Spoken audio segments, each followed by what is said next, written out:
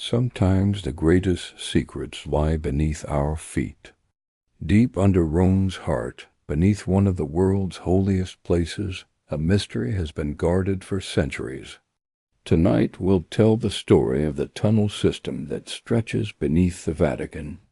A story that, if true, could rewrite everything we know about the Church, the Templars, and the hidden history of Christianity itself. Picture this. It's October 15th, 2024. Workers renovating the foundations of St. Peter's Basilica break through what they think is just another ancient Roman wall. Instead, they find themselves staring into a corridor that shouldn't exist. A tunnel carved with mathematical precision, stretching into darkness that has remained untouched for over 700 years. But this discovery isn't random. It's the culmination of a search that began with a single piece of parchment found in the archives of a disbanded Templar commandery in southern France. A map that shows something impossible. A network of passages connecting every major structure in Vatican City, all leading to a central chamber marked with a symbol that appears nowhere else in Christian art. You see, what the Vatican doesn't want you to know is that their foundations rest on more than just ancient Roman ruins. They rest on a system built by men who were declared heretics, hunted down, and burned alive for their secrets. Men who knew that their knowledge would either be preserved in stone and shadow or lost forever. So before you dismiss this as another conspiracy theory, ask yourself, why would the world's most powerful religious institution build their holiest site over a labyrinth of hidden tunnels? And what are they still protecting down there in the dark?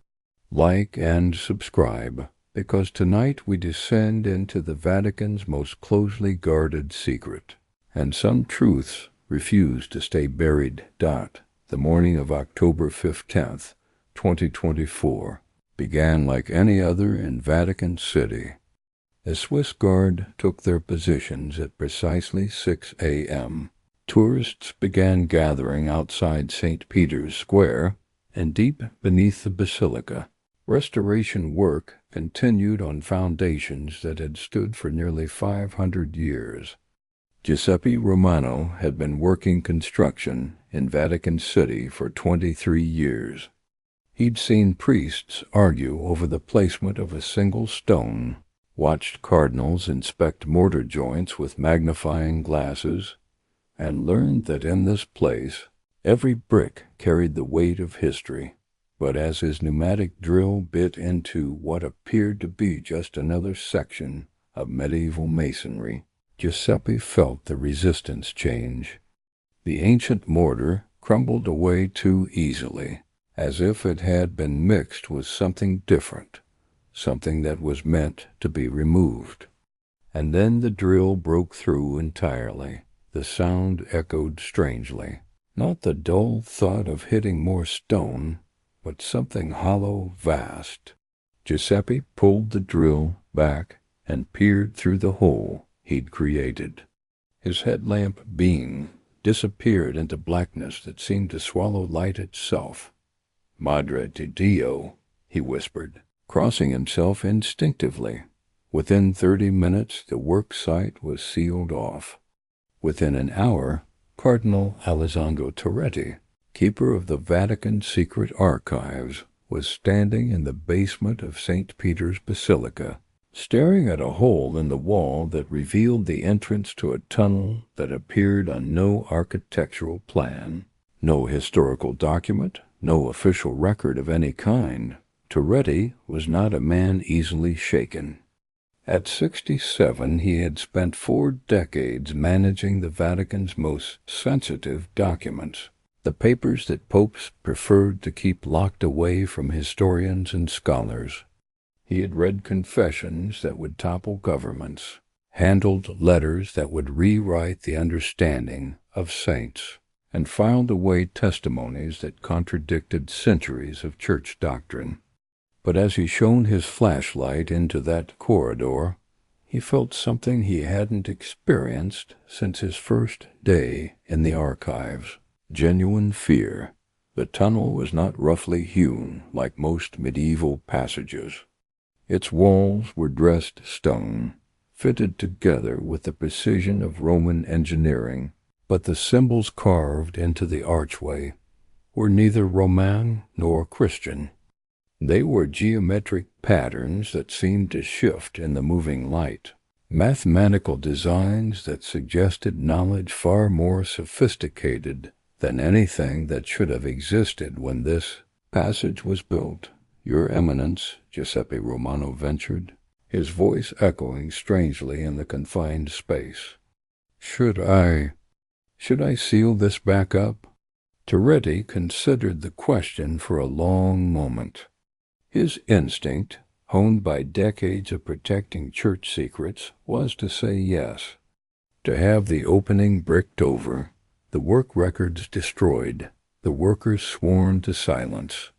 But something about the tunnel called to him, a whisper of curiosity that had been dormant for too many years. "No," he said finally. "But we proceed carefully. Very carefully." The Cardinal's first call was to Dr. Elena Marchetti, a professor of medieval archaeology at Sapienza University. Elena had worked with the Vatican before, consulting on the restoration of ancient mosaics and the authentication of relics. More importantly, she was one of the few academics who could be trusted with sensitive discoveries. Her discretion was legendary, and her expertise in underground Roman architecture was unmatched in Italy. Elena arrived within 2 hours, carrying a field kit that contained everything from ground-penetrating radar to medieval Latin dictionaries. She was a small woman with intense dark eyes and hands that moved constantly as she spoke, gesturing to emphasize points that her mind was already racing ahead to consider. "Alessandro," she said, using the Cardinal's first name in a way that would have shocked most Vatican visitors. "What exactly are you showing me here?" "Something that shouldn't exist," Toretti replied simply. Elena's examination of the tunnel entrance was methodical and thorough. She photographed the symbols, measured the dimensions of the stones, and used her radar to map the passage beyond the opening. What she found defied every expectation. "This isn't medieval construction," she said, reviewing the readings on her equipment. "The technique is Roman, but the precision is extraordinary. And these symbols, ... double quotes," she traced one of the carved patterns with her finger. "I've seen similar markings, but not in Christian contexts." "Where?" Toretti asked, though part of him already suspected the answer. "Templar sites. Commanderies in France and Spain that were sealed after 1307. The mathematical precision, the geometric symbolism. It's consistent with what we know about Templar building techniques." The implications hung in the air between them like incense, heavy and impossible to ignore.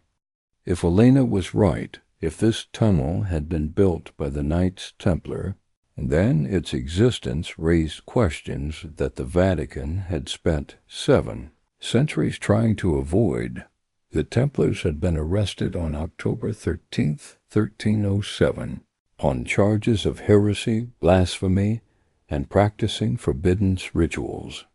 Their wealth had been confiscated, their leaders burned at the stake, and their order dissolved by papal decree. But rumors had persisted for centuries that the Templars had hidden their most important treasures and documents before their arrest, spiriting them away to secret locations where they could wait out the storm of persecution. Could this tunnel be one of those hiding places? And if so, what might they find at its end? As Elena packed up her equipment Toretti made another call.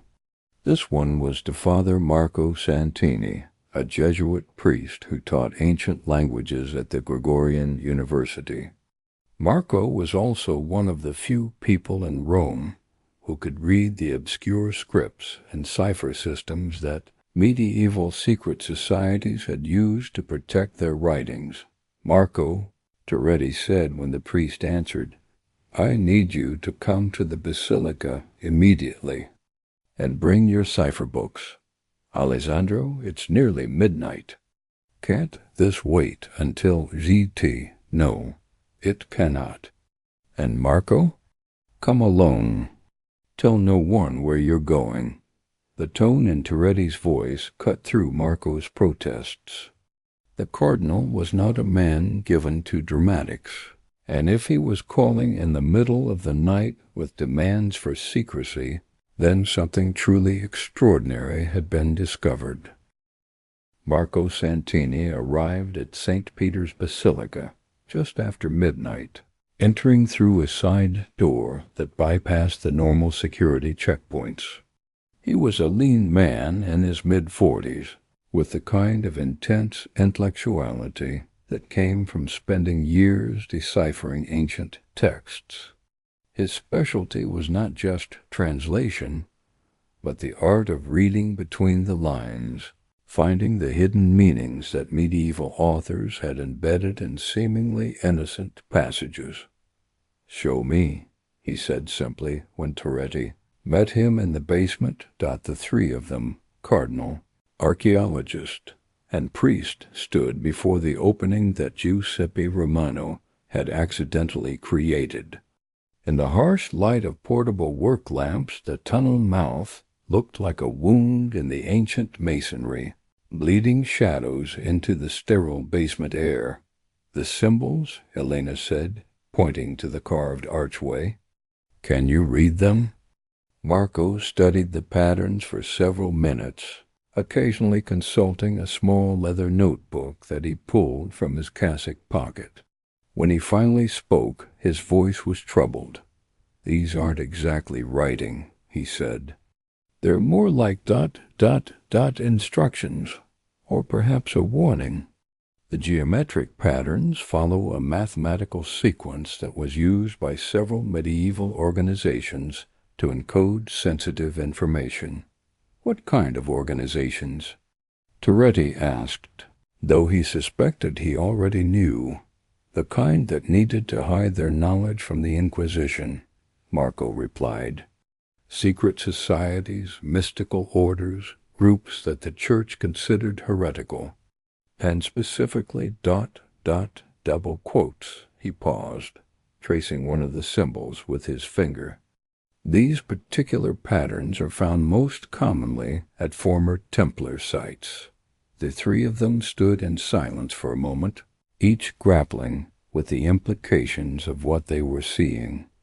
If this tunnel had been built by the Templars, if it had existed here for 7 centuries without the Vatican's knowledge, then what other secrets might be hidden beneath the Holy City? "There's something else," Helena said, consulting her ground-penetrating radar display. "This isn't just one tunnel. It's part of a larger network. The passages appear to branch off in multiple directions, connecting to everywhere.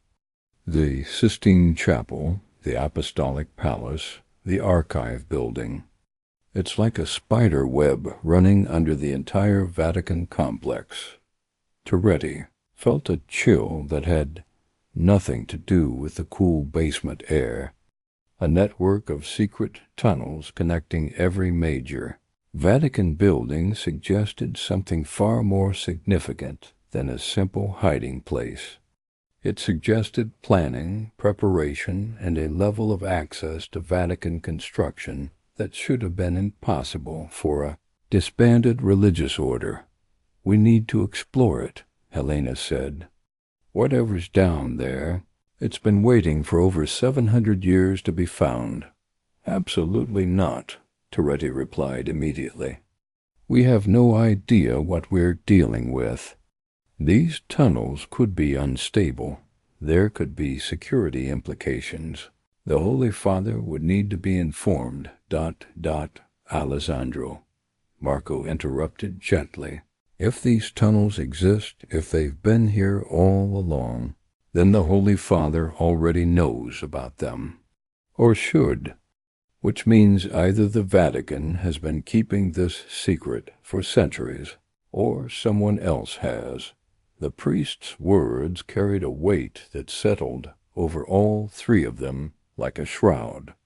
In Vatican City, there were no neutral discoveries. Everything was either sanctioned by the highest levels of church hierarchy, or it was a threat to them.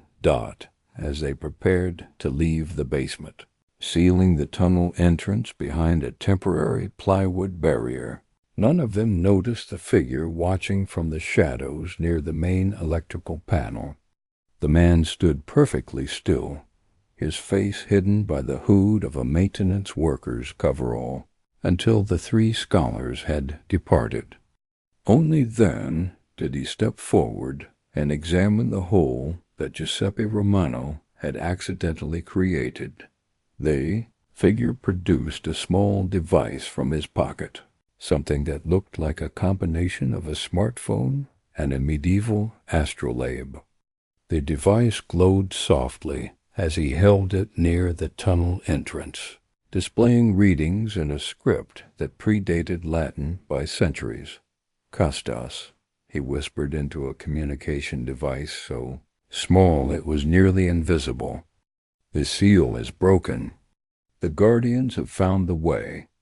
A voice crackled back, speaking in the same ancient language. "How much do they know?" "Nothing yet. But the archaeologist is competent.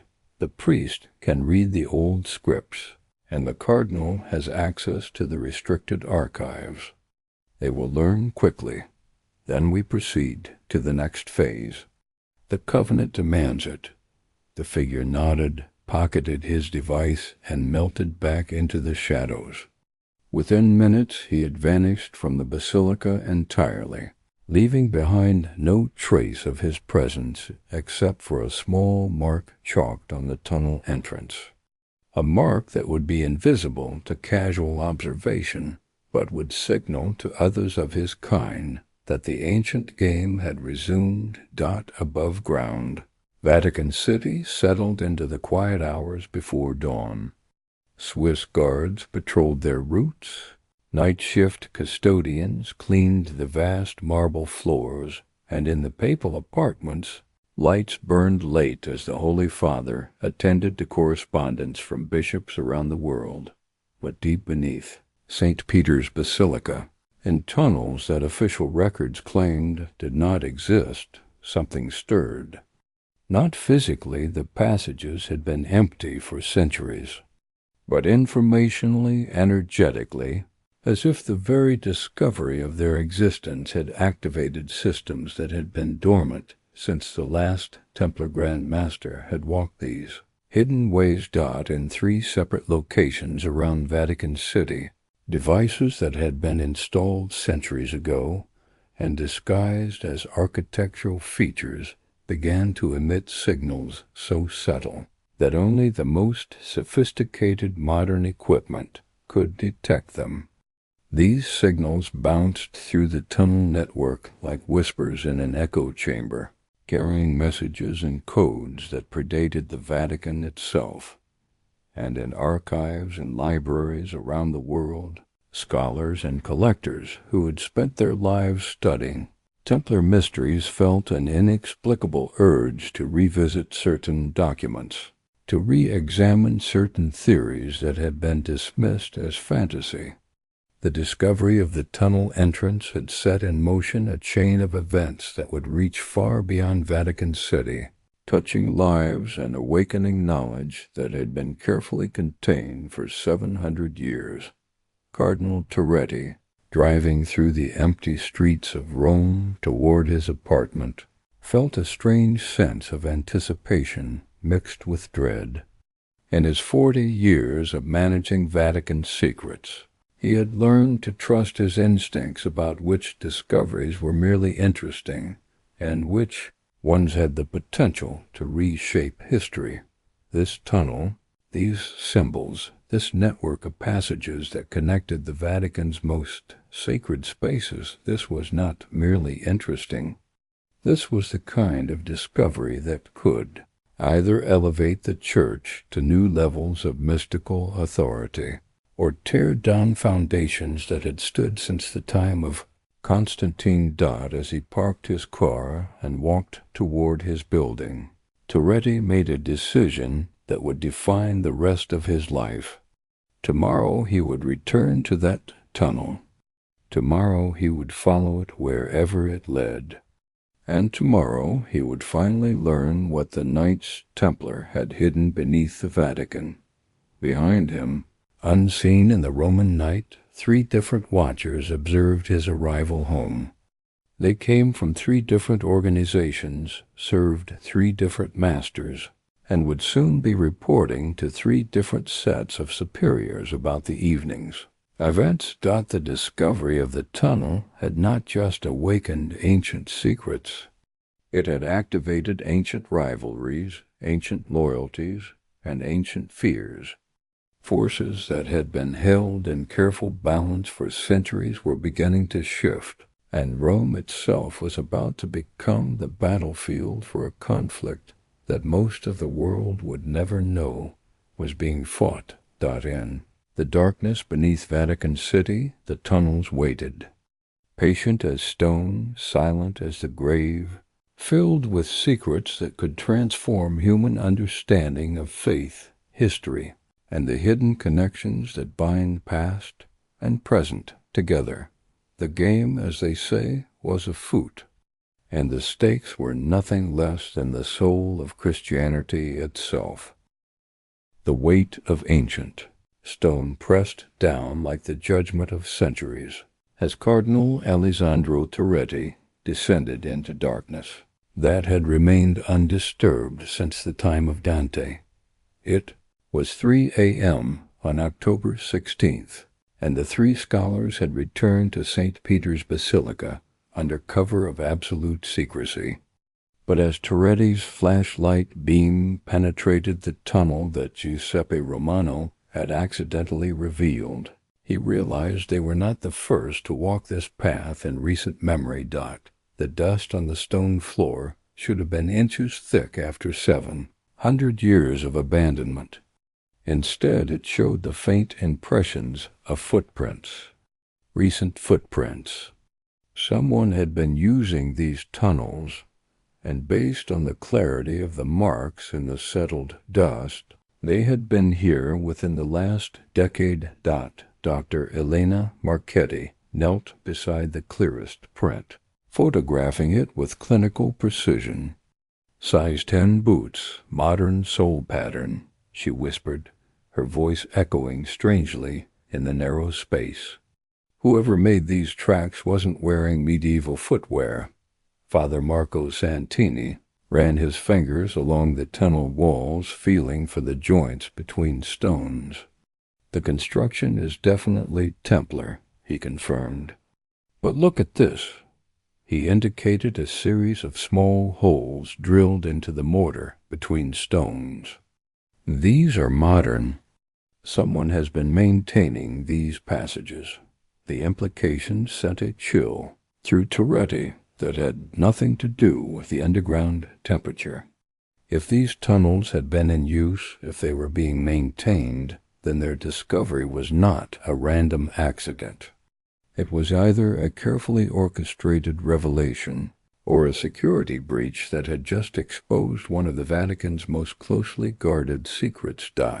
As they moved deeper into the passage, their flashlight beams revealed details that defied every assumption about medieval engineering. The tunnel floor sloped at a precise gradient that would ensure drainage.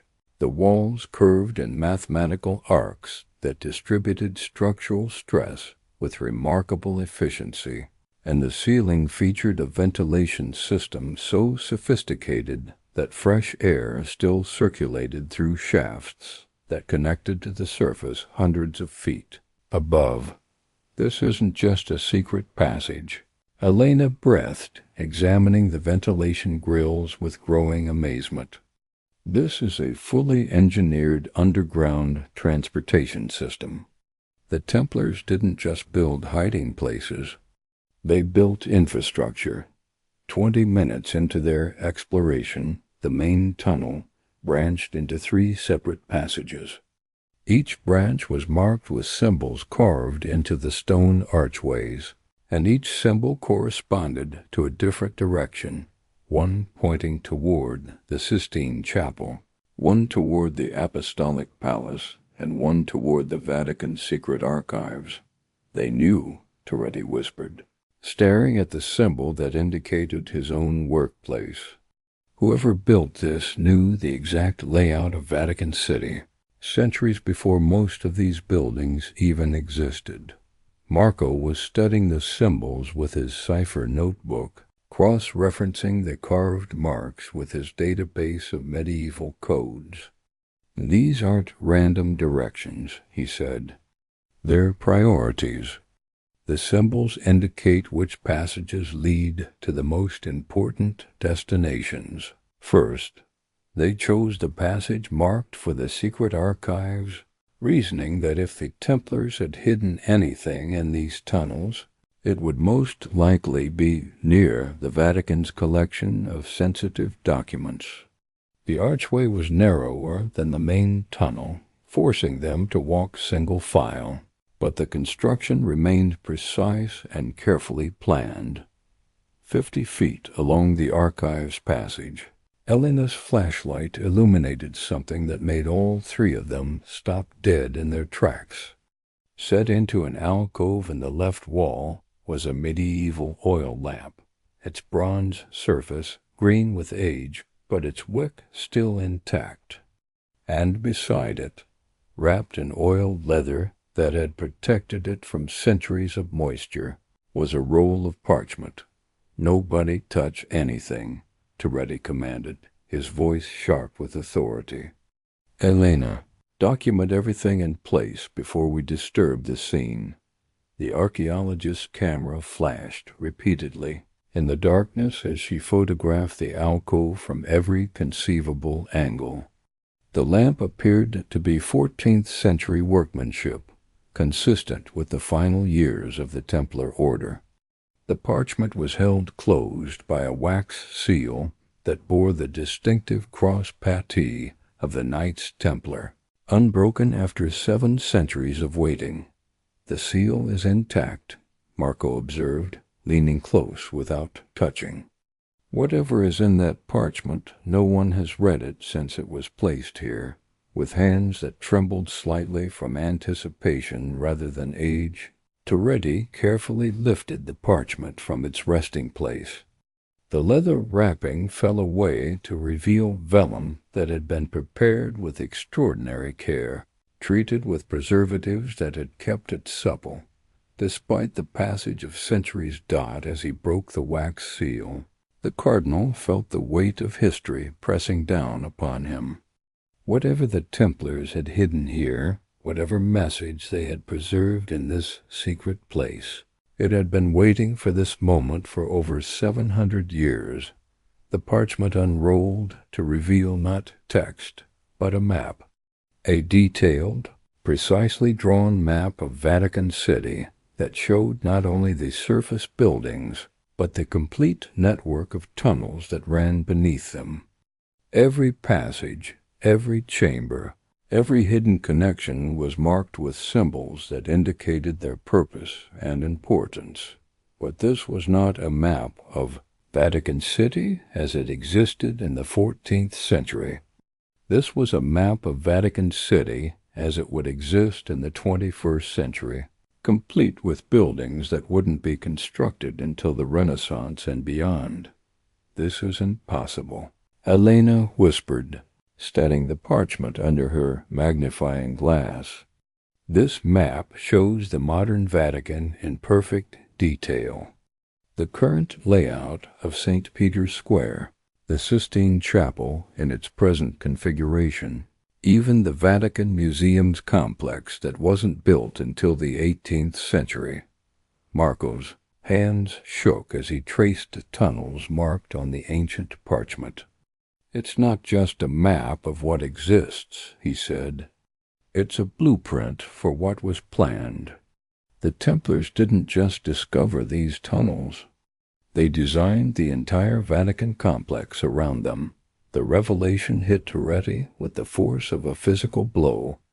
If this map was genuine, if it truly dated to the early 14th century, then it meant that the Vatican, as the world, knew it had been constructed according to a plan laid out by the very order that the Church had declared heretical and destroyed.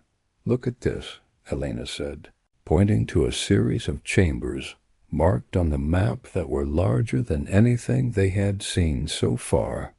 "There are rooms down here. Big rooms. And according to this, we're standing almost directly above one of them." They searched the tunnel, walls, and ceiling for any sign of a hidden entrance, running their hands over every stone, every joint, every decorative carving. For 20 minutes they found nothing. Then Marco's flashlight illuminated a section of wall where one particular stone seemed slightly different from the others.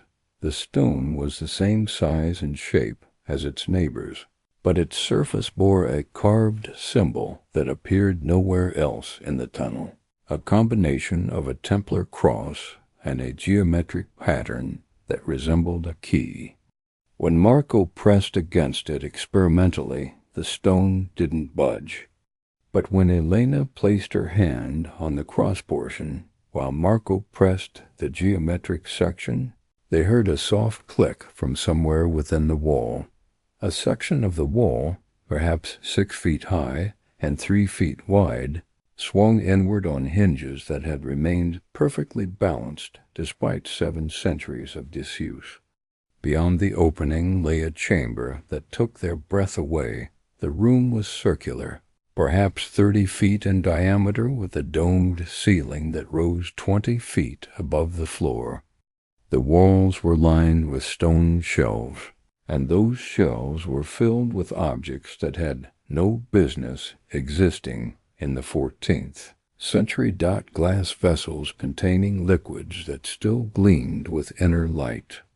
Metal instruments of unknown purpose, crafted with a precision that wouldn't be achieved until the Industrial Revolution.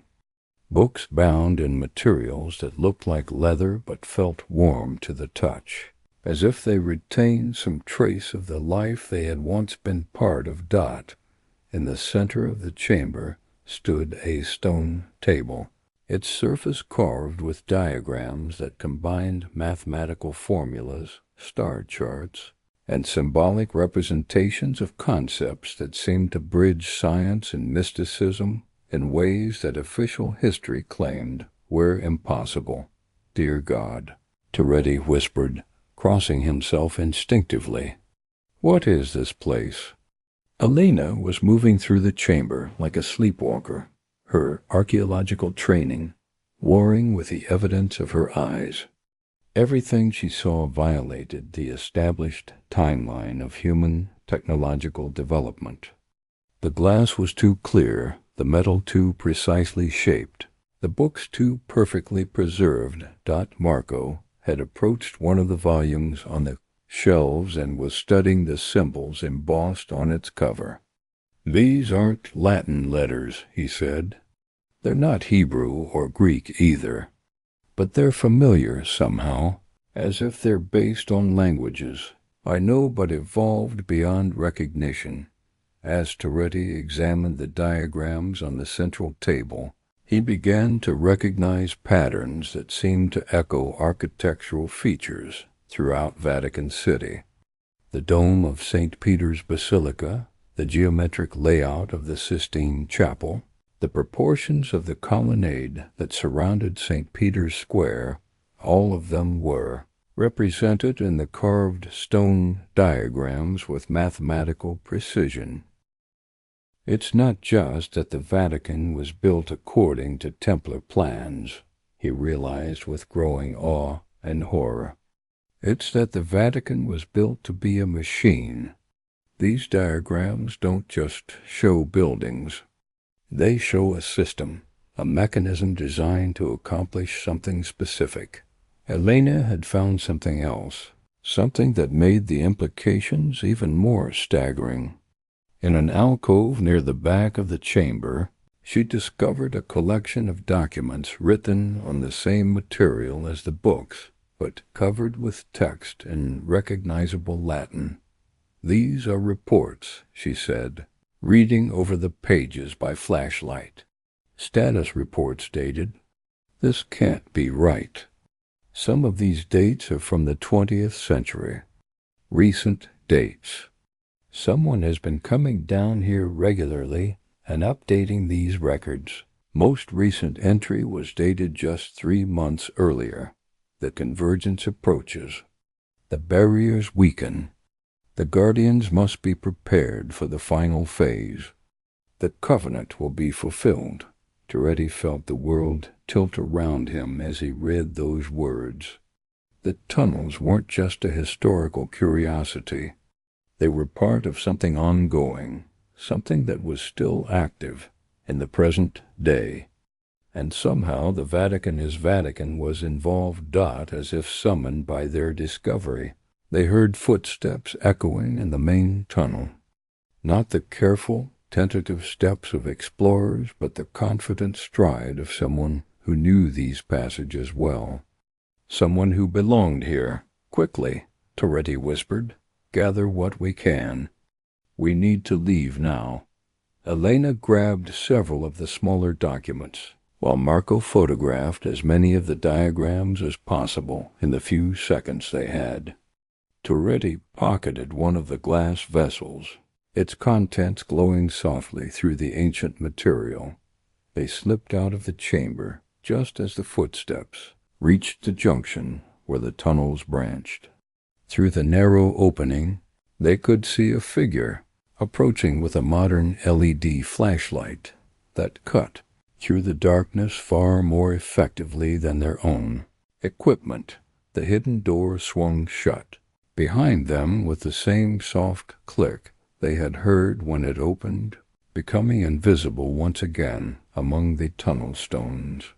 They moved as quickly and quietly as possible back toward the main passage, hoping to reach the entrance to St. Peter's Basilica before the approaching figure discovered their presence. But as they reached the junction, Toretti realized they were not alone in the tunnels. Multiple sets of footsteps were converging on their location from different directions. They were being surrounded by people who knew these passages far better than they did. Cardinal made a decision that would define everything that followed. Instead of trying to escape, he stepped into the main tunnel and called out into the darkness. "I am Cardinal Alessandro Toretti, keeper of the Vatican secret archives. I demand to know who you are and by what authority you use these passages." The footsteps stopped. For a moment, silence filled the tunnels like water filling a well.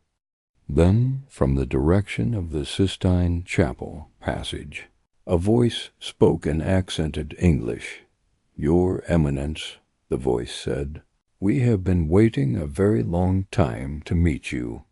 A figure stepped into the intersection of the tunnels, his face hidden by the hood of a dark cloak that looked medieval in design but modern in construction. In his hand he carried not just a flashlight, but a device that Toretti couldn't immediately identify, something that combined elements of a compass, a calculator, and an astronomical instrument. "Who are you?" Elena demanded, her archaeologist's courage overriding her caution. "I am called Kostas," the figure replied. "Guardian, in your language. And you, Dr. Marchetti, Father Santini, your Eminence, have just opened a door that has remained sealed for 700 years. The question is not who I am, but whether you understand what you have awakened. Marco stepped forward, his cipher notebook still in his hand. The documents we found suggest that these tunnels have been in use recently. Are you saying that the Templars never disappeared? That they've been operating here all along? The figure lowered his hood, revealing a face that could have been any age between 40 and 60, with features that seemed to blend characteristics from multiple ethnic backgrounds. His eyes held a depth that suggested knowledge accumulated over many lifetimes. The Knights Templar, as your history knows them, were indeed destroyed in 1307, he said. But the knowledge they protected, the covenant they served, the greater purpose they represented, these things do not die with the burning of flesh or the confiscation of gold. They transform, adapt, and continue. Torretti felt pieces of a vast puzzle beginning to click into place in his mind. The Vatican, he said slowly, was built on Templar foundations. But it wasn't conquest. It was collaboration. Custos nodded approvingly. The Church needed the knowledge. The survivors needed sanctuary. An accommodation was reached, an agreement that has been honored by both sides for 7 centuries. Until now, what changed? Elena asked. You found the map, Custos replied simply. You opened the chamber. You read the covenant documents. The seals are broken, and the convergence that has been building for 700 years can no longer be delayed. In the distance, more footsteps could be heard approaching through the tunnel system. But these were different, heavier, more military in their precision. Swiss guard boots on stone, moving with purpose and coordination. Your Eminence, Custos said urgently, you must choose quickly. There are forces within the Vatican that have opposed the covenant from the beginning, forces that would destroy everything rather than allow the truth to emerge. They know you are here. They know what you have discovered, and they will not allow you to leave these tunnels with that knowledge intact. As if to emphasize his words, the sound of radio chatter echoed through the passages, Swiss guards coordinating their positions to seal off all possible escape routes. Torretti looked at Elena and Marco, seeing his own realization reflected in their eyes. They had stumbled into something far larger and more dangerous than a simple historical discovery. They had uncovered a conflict that had been raging in shadow for centuries, a battle between different visions of what the Church should be and what humanity should become.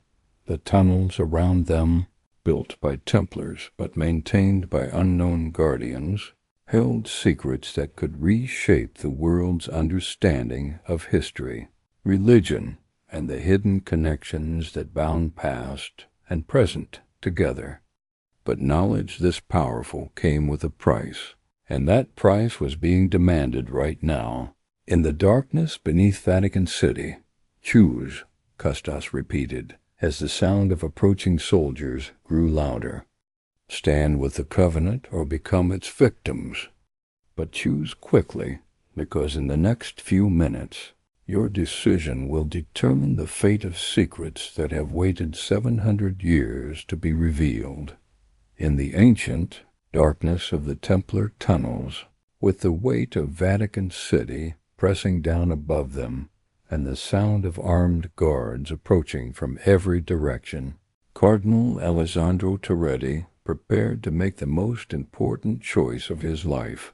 And somewhere above, in the papal apartments, lights burned late into the night, as the highest levels of church hierarchy received reports of the discovery that would either fulfill an ancient promise or tear the Vatican apart from within. The game that had begun with Giuseppe Romano's accidentally placed drill bit was accelerating beyond anyone's ability to control. And in the tunnels beneath the holiest place on earth, the final act of a drama 7 centuries in the making was about to begin. In the darkness beneath Vatican City, Cardinal Alessandro Toretti made a choice that would echo through eternity. As the sound of Swiss guard boots approached from 3 directions and Custos waited for his answer, the cardinal felt the weight of 7 centuries pressing down upon his shoulders. "I choose the truth," Toretti said, his voice steady despite the danger closing in around them. "Whatever that truth may be," Custos nodded, a smile flickering across his ancient features. "Then follow me, Your Eminence, and prepare yourself for revelations that will rewrite everything you think you know about the church you have served your entire life." The guardian led them deeper into the tunnel system, away from the approaching soldiers, through passages that seemed to twist and branch according to some geometric logic that defied conventional architecture.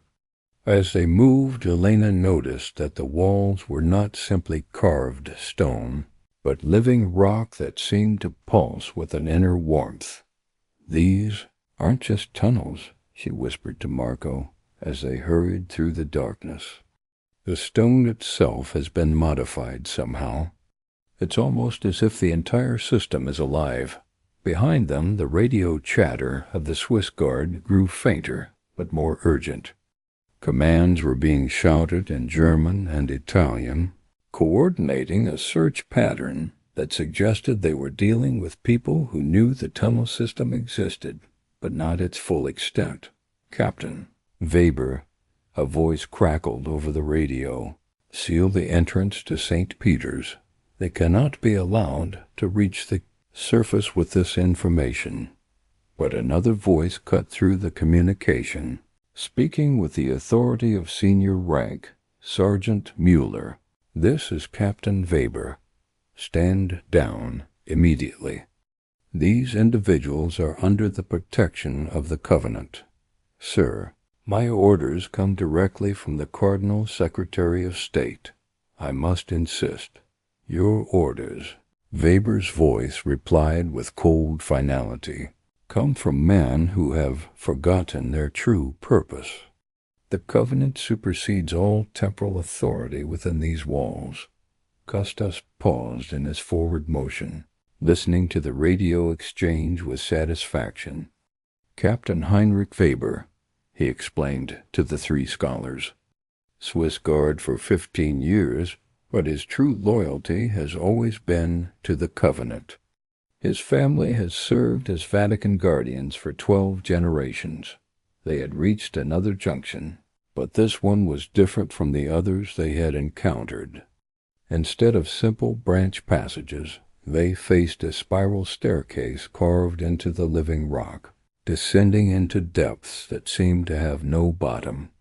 Ancient symbols covered every surface, growing more complex and intricate as they descended into the earth. "Where are you taking us?" Toretti asked, though part of him already suspected the answer would challenge everything he thought he understood about the Vatican's foundations. "To the heart," Custos replied, "to the place where it all began, to the chamber where Constantine and the last Templar Grand Master signed the covenant that created the Vatican as you know it." As they descended the spiral staircase, the air grew warmer and filled with a subtle vibration that seemed to resonate in their bones. The symbols on the walls began to glow with a soft phosphorescence that provided light, without any visible source of energy. "The stones, remember?" Custos explained, noting their amazement. "They were quarried from sacred sites around the Mediterranean and brought here according to precise specifications. Each one carries within its crystalline structure the accumulated prayers and meditations of thousands of years. At the bottom of the staircase, they emerged into a chamber that defied every expectation of medieval architecture. The space was vast, easily 100 feet in diameter, with a vaulted ceiling that rose into shadows beyond their ability to see. But it was not empty darkness above them. Suspended in the air, supported by no visible means, were geometric forms that rotated slowly, casting shifting patterns of light throughout the chamber. "Dear God," Father Marco whispered, crossing himself instinctively. "What is this place?" "This," Custos said with evident pride, "is the true heart of Vatican City. The chamber where the ancient knowledge was preserved, where the covenant was sealed, and where the work continues to this day. The walls of the chamber were lined with alcoves, each containing objects and documents that spanned centuries of human history. But these were not random artifacts. Each item had been placed according to a specific organizational system that seemed to blend historical chronology with mystical significance. Elena was drawn to one particular alcove that contained what appeared to be the original architectural plans for St. Peter's Basilica. But as she examined them more closely, she realized these were not Renaissance drawings. They were medieval documents, created centuries before Bramante and Michelangelo were even born. "The Basilica," she breathed, studying the precisely drawn plans. "It wasn't designed during the Renaissance at all. These plans are at least 300 years older." "The Basilica," Custos confirmed, "like every major structure in Vatican City, was built according to specifications preserved by the Templar architects. The Renaissance masters were not creators, but translators, taking ancient blueprints and adapting them to the building techniques of their era." Marco had found something even more startling. A collection of documents bearing the seal of Emperor Constantine, but written in a combination of Latin and symbols that predated Roman script by centuries. "These are the Constantinian deception papers," Custos explained. "The real story of how the Roman Empire became Christian, and how the Church became the guardian of knowledge that predates Christianity itself. According to the documents, Constantine's conversion to Christianity had not been a divine revelation, but a political necessity. The ancient bloodlines, the keepers of pre-Christian wisdom, had controlled Roman politics for centuries through secret influence. When Constantine assumed power, he was given a choice: accept the covenant and become the guardian of the ancient knowledge, or face the same fate as previous emperors who had opposed the hidden powers. Constantine chose cooperation. Custos continued. He would make Christianity the official religion of the empire, but he would also ensure that the ancient wisdom was preserved within the new religious structure.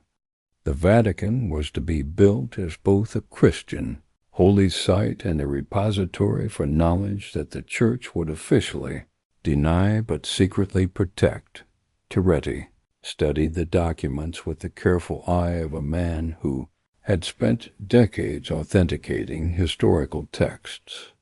The parchment was genuine, the ink was consistent with 4th century materials, and the handwriting showed characteristics that matched other known examples of Constantine's scribes.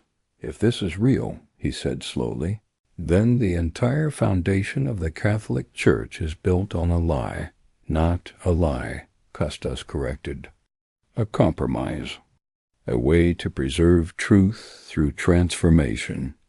The Christian message of love, redemption, and spiritual transformation was genuine, but it was grafted onto much older roots that stretched back to civilizations that your historians claim never existed." He led them to the center of the chamber, where a circular table rose from the floor, as if grown from the living rock itself. The surface of the table was covered with diagrams that seemed to move and shift as they watched. Mathematical formulas that calculated the positions of stars, the flow of underground water, and the resonance frequencies of human consciousness.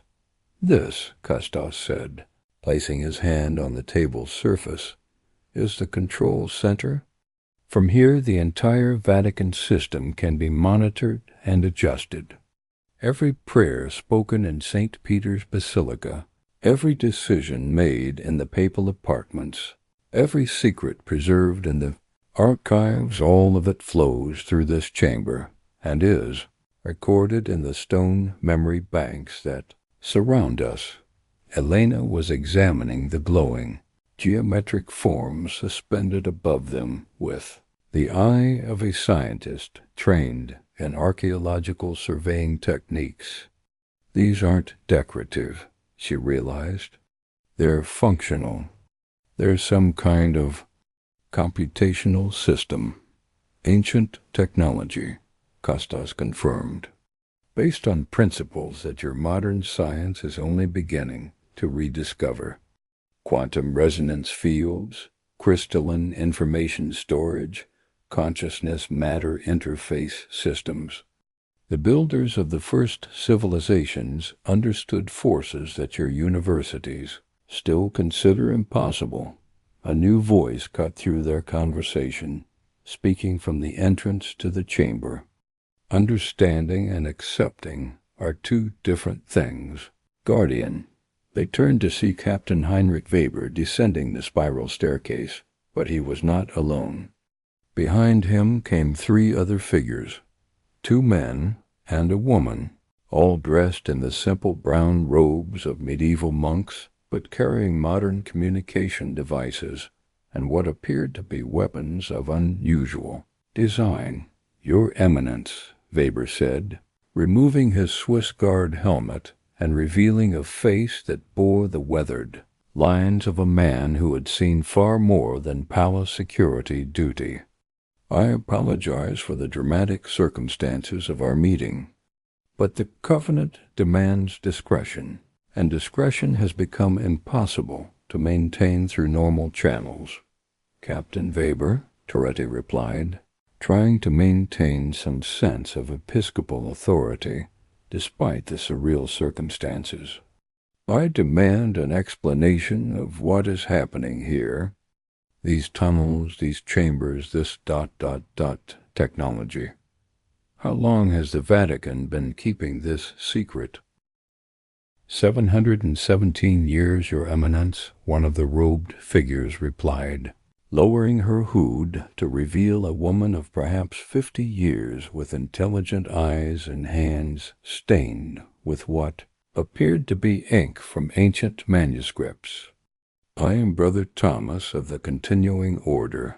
The secret has been kept since the day Jacques de Molay died at the stake and passed the Covenant's guardianship to the Vatican hierarchy. The Continuing Order? Marco asked, his scholarly curiosity overcoming his shock.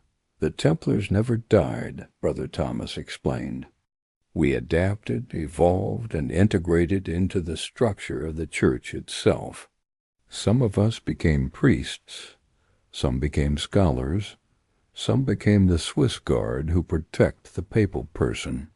All of us became guardians of the ancient covenant. She gestured to the chamber around them with obvious pride. This installation has been maintained for over a millennium. Every pope since Constantine has been informed of its existence upon taking office. Most have chosen to let sleeping truths lie undisturbed, but some have actively participated in the work. Elena had been examining the weapons carried by the robed figures, and her archaeological training allowed her to recognize technological inconsistencies when she saw them. Those aren't medieval weapons, she said. They're not even modern weapons. What exactly are you people? Brother Thomas smiled, an expression that held both warmth and profound sadness. We are the bridge, Dr. Marchetti, the bridge between what humanity was and what it is becoming. The ancient bloodlines carried genetic memories of technologies and capabilities that were deliberately suppressed after the Great Catastrophe. Our order has spent centuries learning to reactivate those dormant potentials. She raised one of the unusual weapons, and Elena could see that it was less a tool of violence than an instrument of focused energy.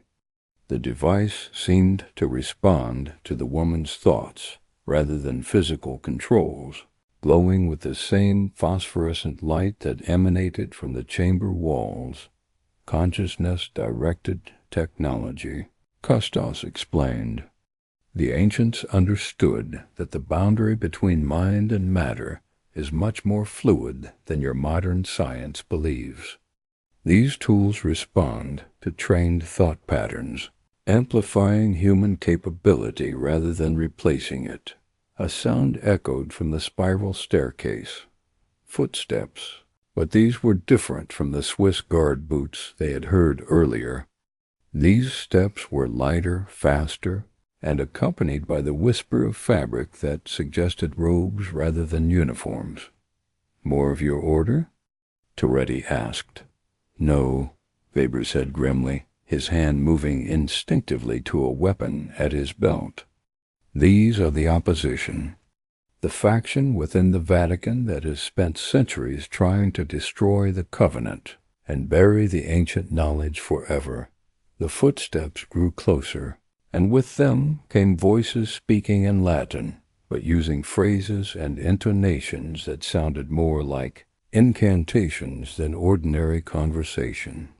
Whatever was approaching, it carried with it an aura of spiritual darkness that seemed to drain light from the chamber.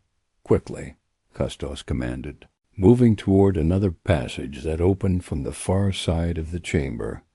"There is much more you must understand before they reach us. The covenant is not just about preserving ancient knowledge. It is about preparing for what is coming."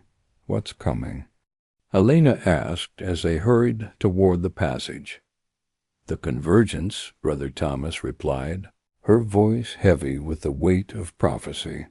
"The point at which the ancient technologies, the preserved bloodlines, and the accumulated spiritual energy of centuries of prayer will combine to transform human consciousness itself." "And the opposition?" Marco asked. "Believes that humanity is not ready for such transformation," Custos said as they entered the new passage.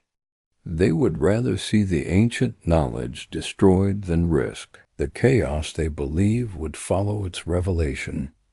The passage ahead stretched into darkness, but unlike the tunnels they had previously explored, this one pulsed with energy that seemed to synchronize with their heartbeats.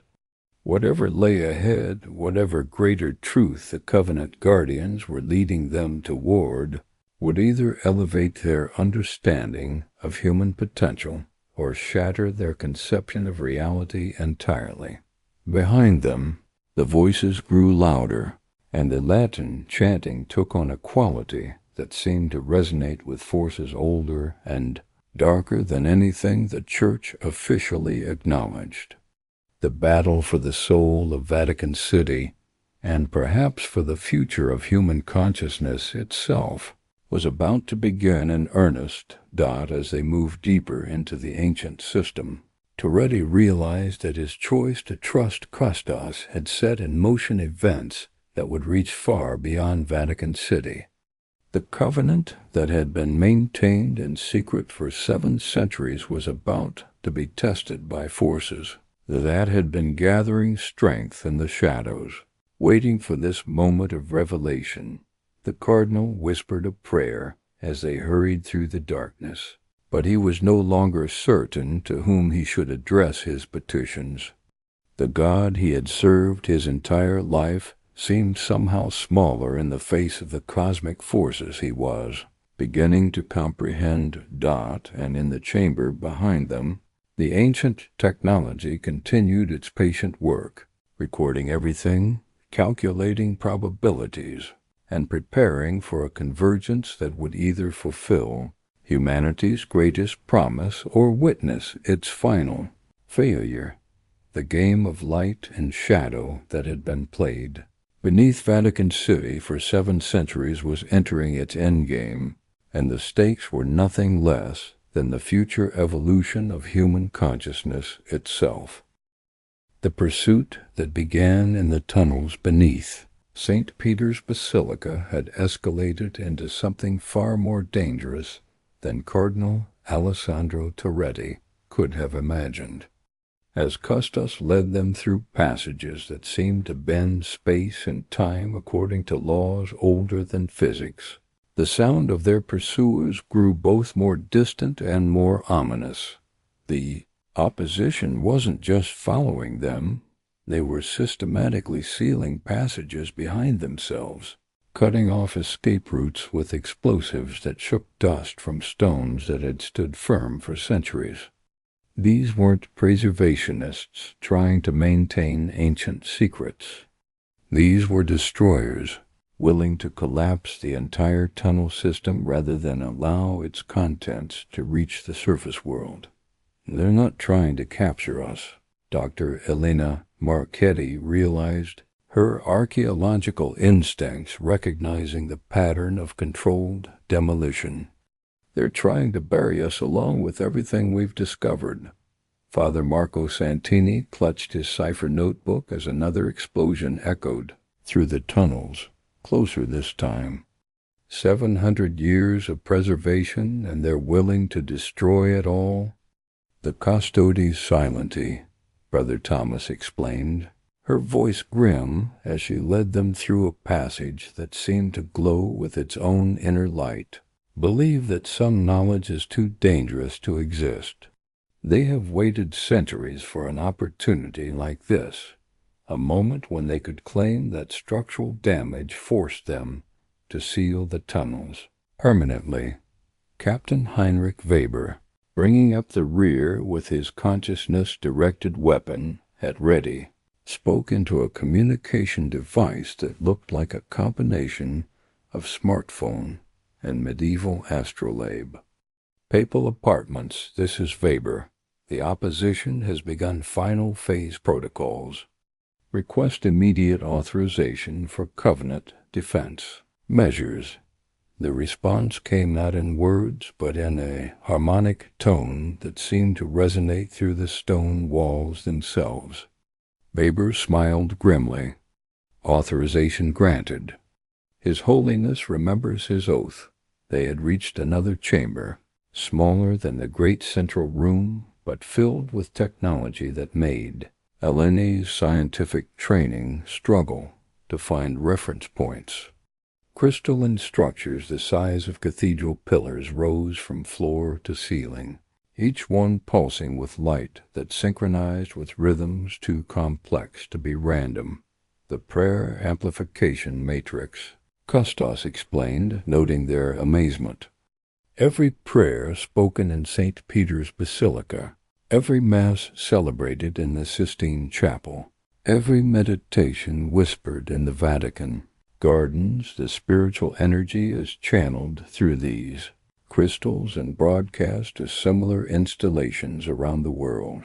Elena approached one of the crystals with the careful precision of a scientist encountering something that challenged every assumption about the possible.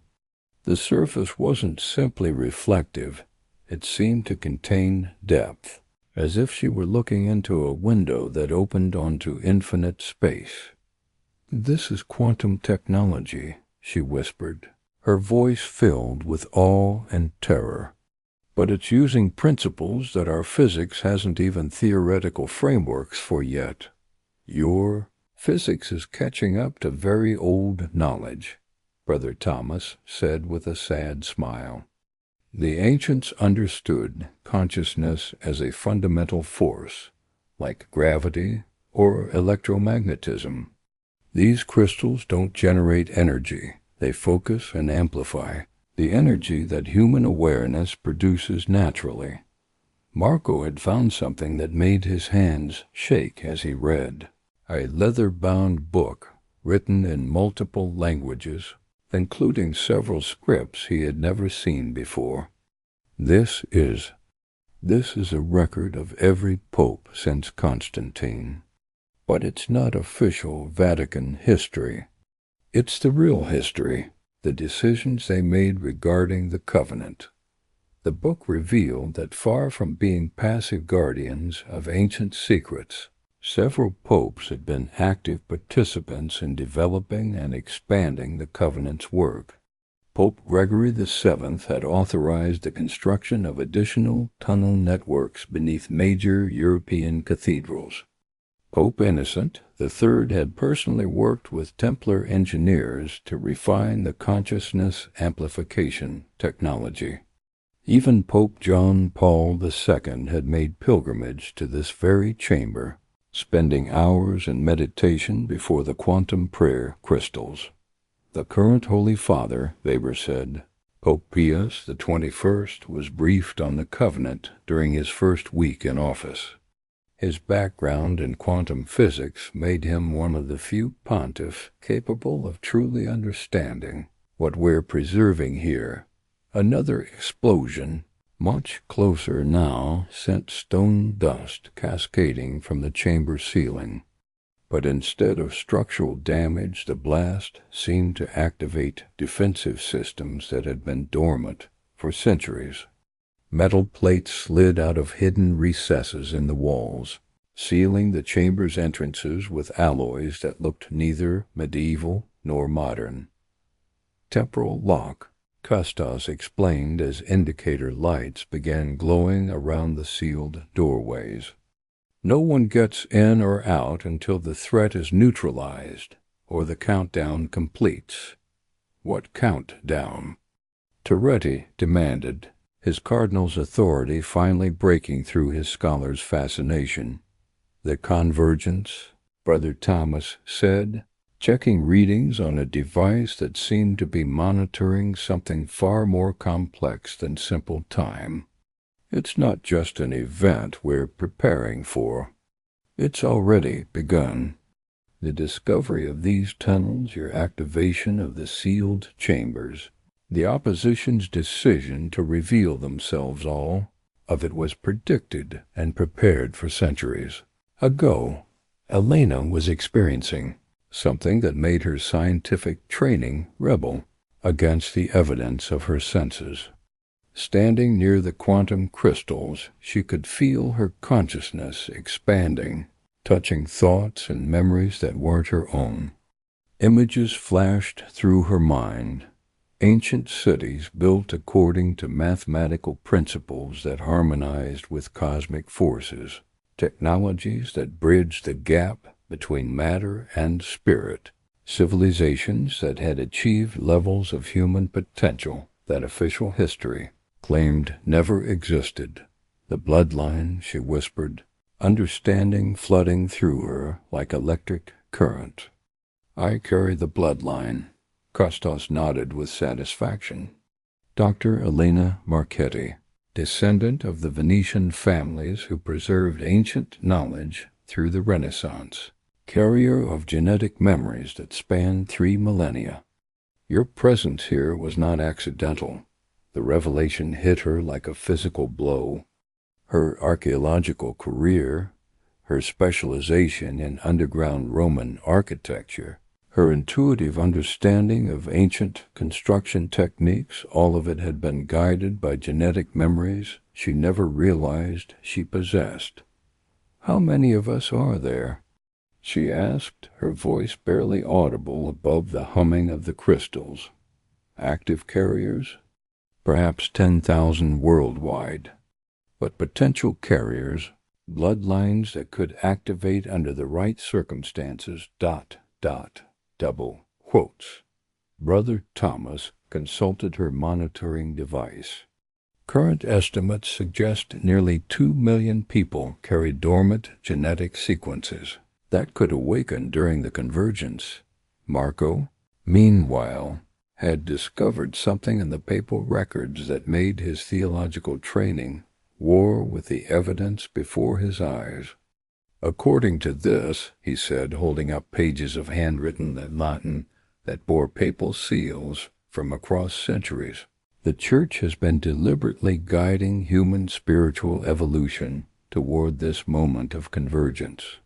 Every major development in Christian theology, from the doctrine of the Trinity to the concept of transubstantiation, was designed to prepare human consciousness for what exactly? For reunion, Custos said simply. For the restoration of capabilities that were separated from human awareness after the great catastrophe. The ancients could communicate across vast distances through consciousness alone, manipulate matter through focused intention, and access information stored in what your quantum physicists are beginning to call the zero-point field. Another explosion, but this one was different. Instead of the muffled thump of conventional explosives, it was a sharp crack followed by a sound like reality tearing. The quantum crystals flickered and dimmed as if something was interfering with their harmonic frequencies. Nullification technology, Weber said grimly, recognizing the signature. The opposition has developed ways to disrupt consciousness-matter interfaces. They're not just trying to destroy the installation, they're trying to sever humanity's connection to its own latent capabilities. Brother Thomas was working frantically at a control console that seemed to respond to thought as much as touch. They're broadcasting counter-harmonics through the city's electrical grid. If they maintain this frequency for more than a few minutes, it will permanently damage the neural pathways that allow consciousness expansion. Elena felt the effect immediately. The expanded awareness she had experienced near the crystals began to contract, like a flower closing against frost. But instead of surrendering to the nullification field, something deeper in her consciousness fought back. Images flooded her mind with stunning clarity. Blueprint memories passed down through 40 generations of her family. Architectural knowledge that her ancestors had preserved through the Renaissance and beyond. She could see the Vatican complex, not as buildings constructed by human labor, but as components of a vast machine designed to amplify and focus human spiritual energy. The system, she gasped, her expanded consciousness, grasping connections that normal awareness couldn't perceive. The entire Vatican is a consciousness amplification device. The dome of St. Peter's, the proportions of the Sistine Chapel, the geometric layout of the square, they're all components designed to create a resonance field that enhances prayer, meditation, and spiritual communion. Custos smiled despite the danger surrounding them. And now you begin to understand what the convergence truly represents. Not just the awakening of individual bloodlines, but the activation of architectural systems that have been waiting centuries to fulfill their purpose. The temporal lock was beginning to show signs of stress as the opposition's nullification field intensified. Cracks appeared in the metal seals, and the chamber's defensive systems flickered between activation and failure. "We need to reach the core," Brother Thomas announced, her voice tight with urgency. "If the opposition succeeds in disrupting the Vatican's harmonic matrix, it will cascade through the entire global network. Every cathedral, every monastery, every sacred site that was built according to the ancient principles will lose its ability to amplify human consciousness." "How many sites are we talking about?" Toretti asked, beginning to grasp the global scope of what they were dealing with. Active installations? 347 major sites across 6 continents. dormant installations that could be activated during convergence? Nearly 2,000. The builders thought in terms of millennia, not decades. Weber received a communication through his consciousness-linked device that made his face pale. Emergency report from the surface. Cardinal Benedetti has declared the tunnels a threat to Vatican security and authorized Swiss Guard to use whatever force necessary to contain the situation. But more concerning, he's brought in outside consultants. What kind of consultants? Elena asked, though her expanding awareness was already providing disturbing answers. The kind that specialize in suppressing things that threaten established power structures, Weber replied grimly. Military contractors with experience in consciousness suppression technology. They've surrounded the Vatican with equipment designed to create a dead zone, an area where expanded awareness becomes impossible. The implications hit all of them simultaneously. The opposition wasn't just trying to destroy the tunnel system beneath Vatican City. They were attempting to sever humanity's connection to its own evolutionary potential on a planetary scale. Brother Thomas's monitoring equipment began showing readings that made her face ashen. The core is destabilizing. If we don't reach it within the next hour, the harmonic cascade failure will propagate through the global network. Centuries of preparation will be lost, and humanity will be locked into its current level of consciousness indefinitely. Custas moved toward another passage that opened from the crystal chamber, but this one was different from any they had seen before. Instead of carved stone, the walls seemed to be made of light itself, solid but translucent, creating a tunnel that existed more in consciousness than in physical space. The core lies beyond normal space-time, he explained, as they prepared to follow him into passage of living light. What you experience there will depend not just on what you see, but on what you're capable of becoming. Elena felt her genetic memories surging as they approached the luminous tunnel. She was no longer just a 21st century archaeologist following strangers through ancient passages. She was the inheritor of knowledge that spanned civilizations, the carrier of capabilities that could reshape human potential itself. But behind them, the sound of the opposition's assault was growing more intense.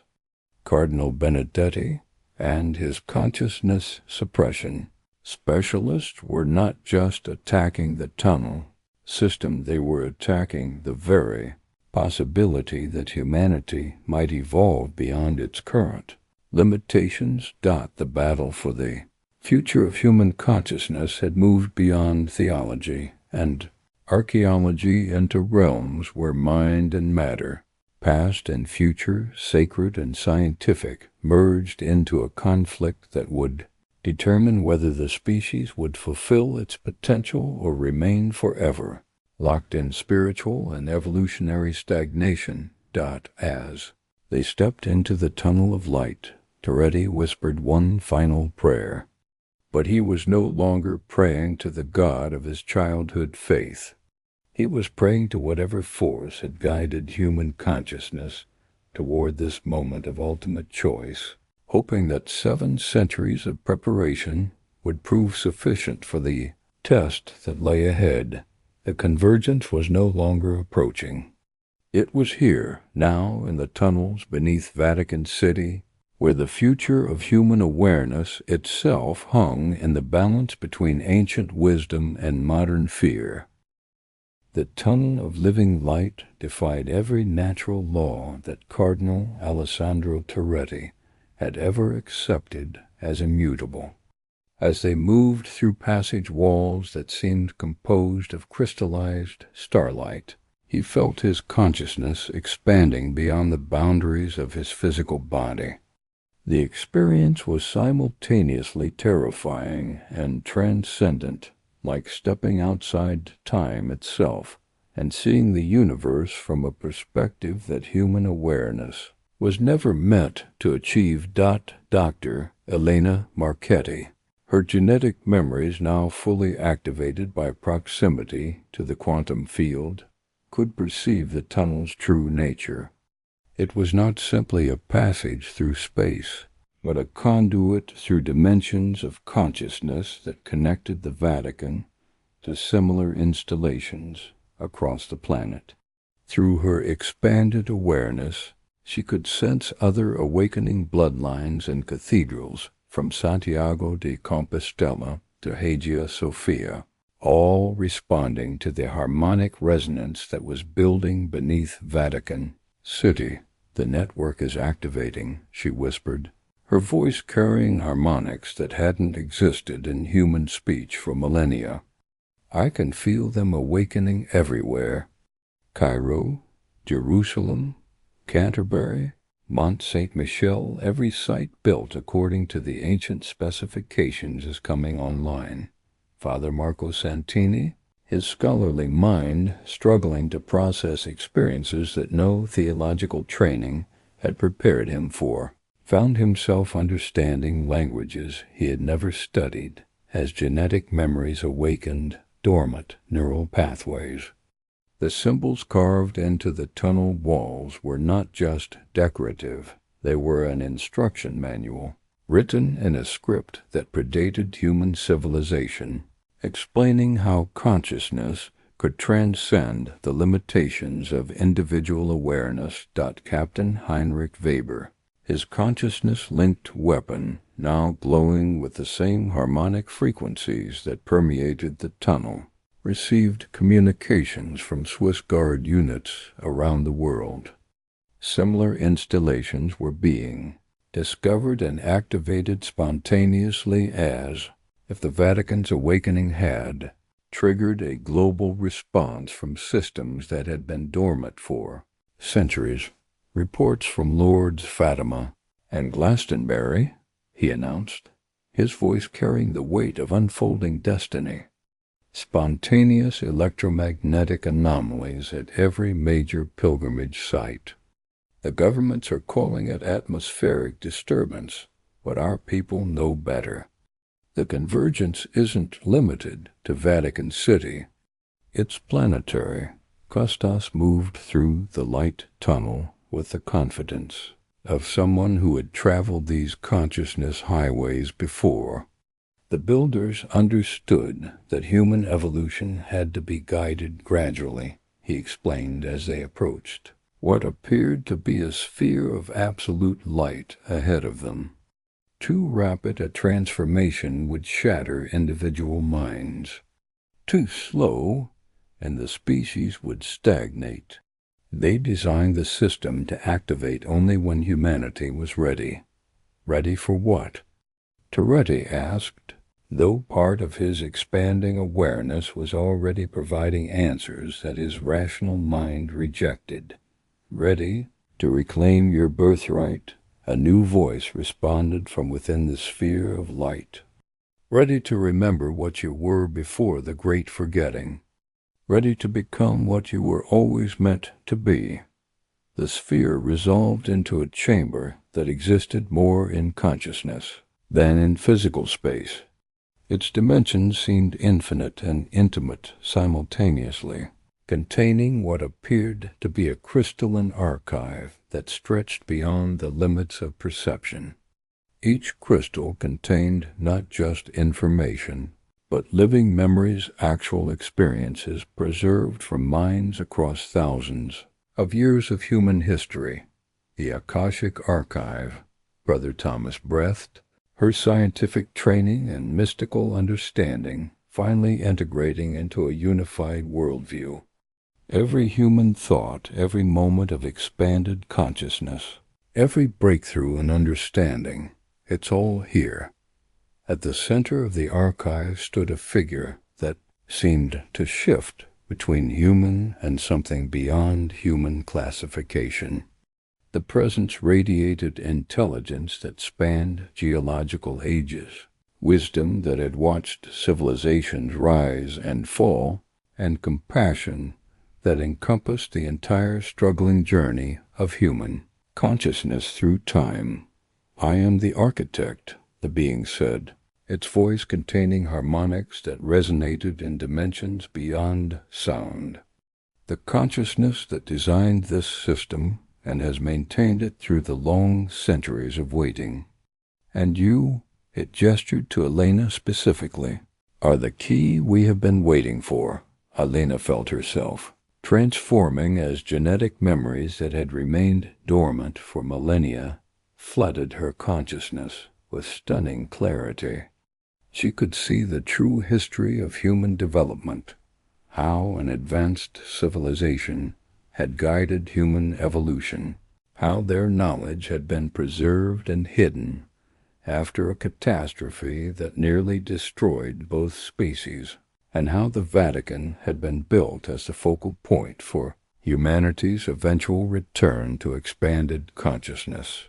The bloodlines weren't just carriers of genetic information, she realized, her voice now carrying octaves that touched frequencies of pure meaning. They were living libraries, preserving not just knowledge but actual cognitive capabilities across generations. The architect nodded approvingly. "Your species was not meant to be limited to individual awareness trapped in biological boundaries. You were designed to function as a collective consciousness while maintaining individual identity, to think as one species while remaining unique as Boise individuals." Toretti, his cardinal's training warring with revelations that transformed his understanding of Christianity itself, found himself face to face with documents preserved in the archive that revealed the true history of religious development. Christianity, Judaism, Islam, Buddhism all had been guided by survivors of the ancient civilization who had embedded consciousness expansion techniques and religious practices, waiting for the time when humanity would be ready to understand their true purpose. "Prayer," he whispered, understanding flooding through him like sunlight through stained glass. Meditation, chanting, contemplation, they weren't just spiritual exercises. They were training programs, preparing human consciousness for eventual integration. With expanded awareness, Marco discovered records that showed how certain religious texts contained multiple layers of meaning, with the deepest levels accessible only to minds that had undergone consciousness expansion. The Bible, the Koran, the Vedas all contained technical specifications for human spiritual evolution disguised as religious metaphor. But their exploration was interrupted by sounds that penetrated even the ethereal nature of the archive chamber. Heavy footsteps, electronic equipment being moved into position, and voices speaking in the clipped tones of military efficiency. "They've found us," Weber announced, his consciousness-linked weapon responding to the approaching threat by generating defensive fields that shimmered around the chamber's perimeter. Sphere of light that surrounded the archive began to flicker as powerful electromagnetic fields disrupted the quantum harmony that maintained its existence.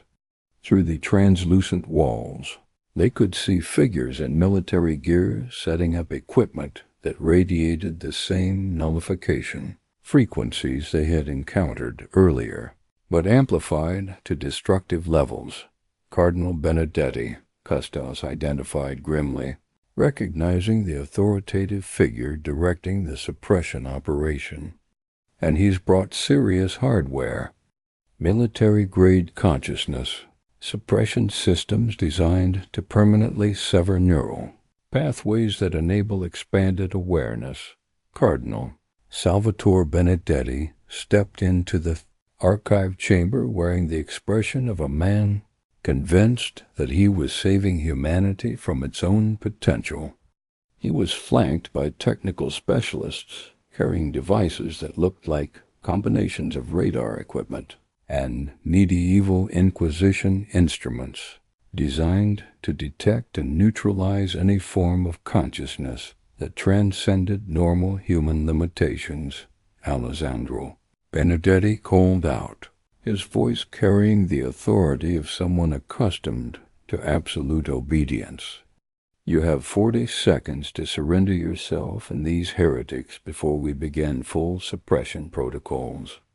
What you've awakened here threatens the stability of human civilization itself, Salvatore, Peretti replied, his own voice now carrying harmonics that resonated with expanded consciousness. You don't understand what you're trying to destroy. This isn't heresy, it's humanity's next evolutionary step. Evolution? Benedetti's laugh was bitter and filled with fear. I've seen the reports from the other sites, Alessandro. Mass hysteria, people claiming to hear voices across continents, individuals displaying capabilities that violate every law of physics. This isn't evolution, it's psychosis on a planetary scale. The architect stepped forward, its presence causing the military equipment to fluctuate between function and failure. Cardinal Benedetti, it said, its voice containing frequencies that bypassed normal hearing and spoke directly to consciousness itself. Your fear is understandable, but misplaced. The awakening you're witnessing is not the beginning of chaos, but the end of a long isolation. Abomination, Benedetti spat, making the sign of the cross with hands that trembled with genuine terror. 700 years of careful containment, and you've unleashed something that could destroy the human soul itself. Elena felt the genetic memories of her bloodline surging as the suppression fields intensified. But instead of being suppressed, her consciousness expanded even further, connecting her to the awakening network that was spreading across the globe.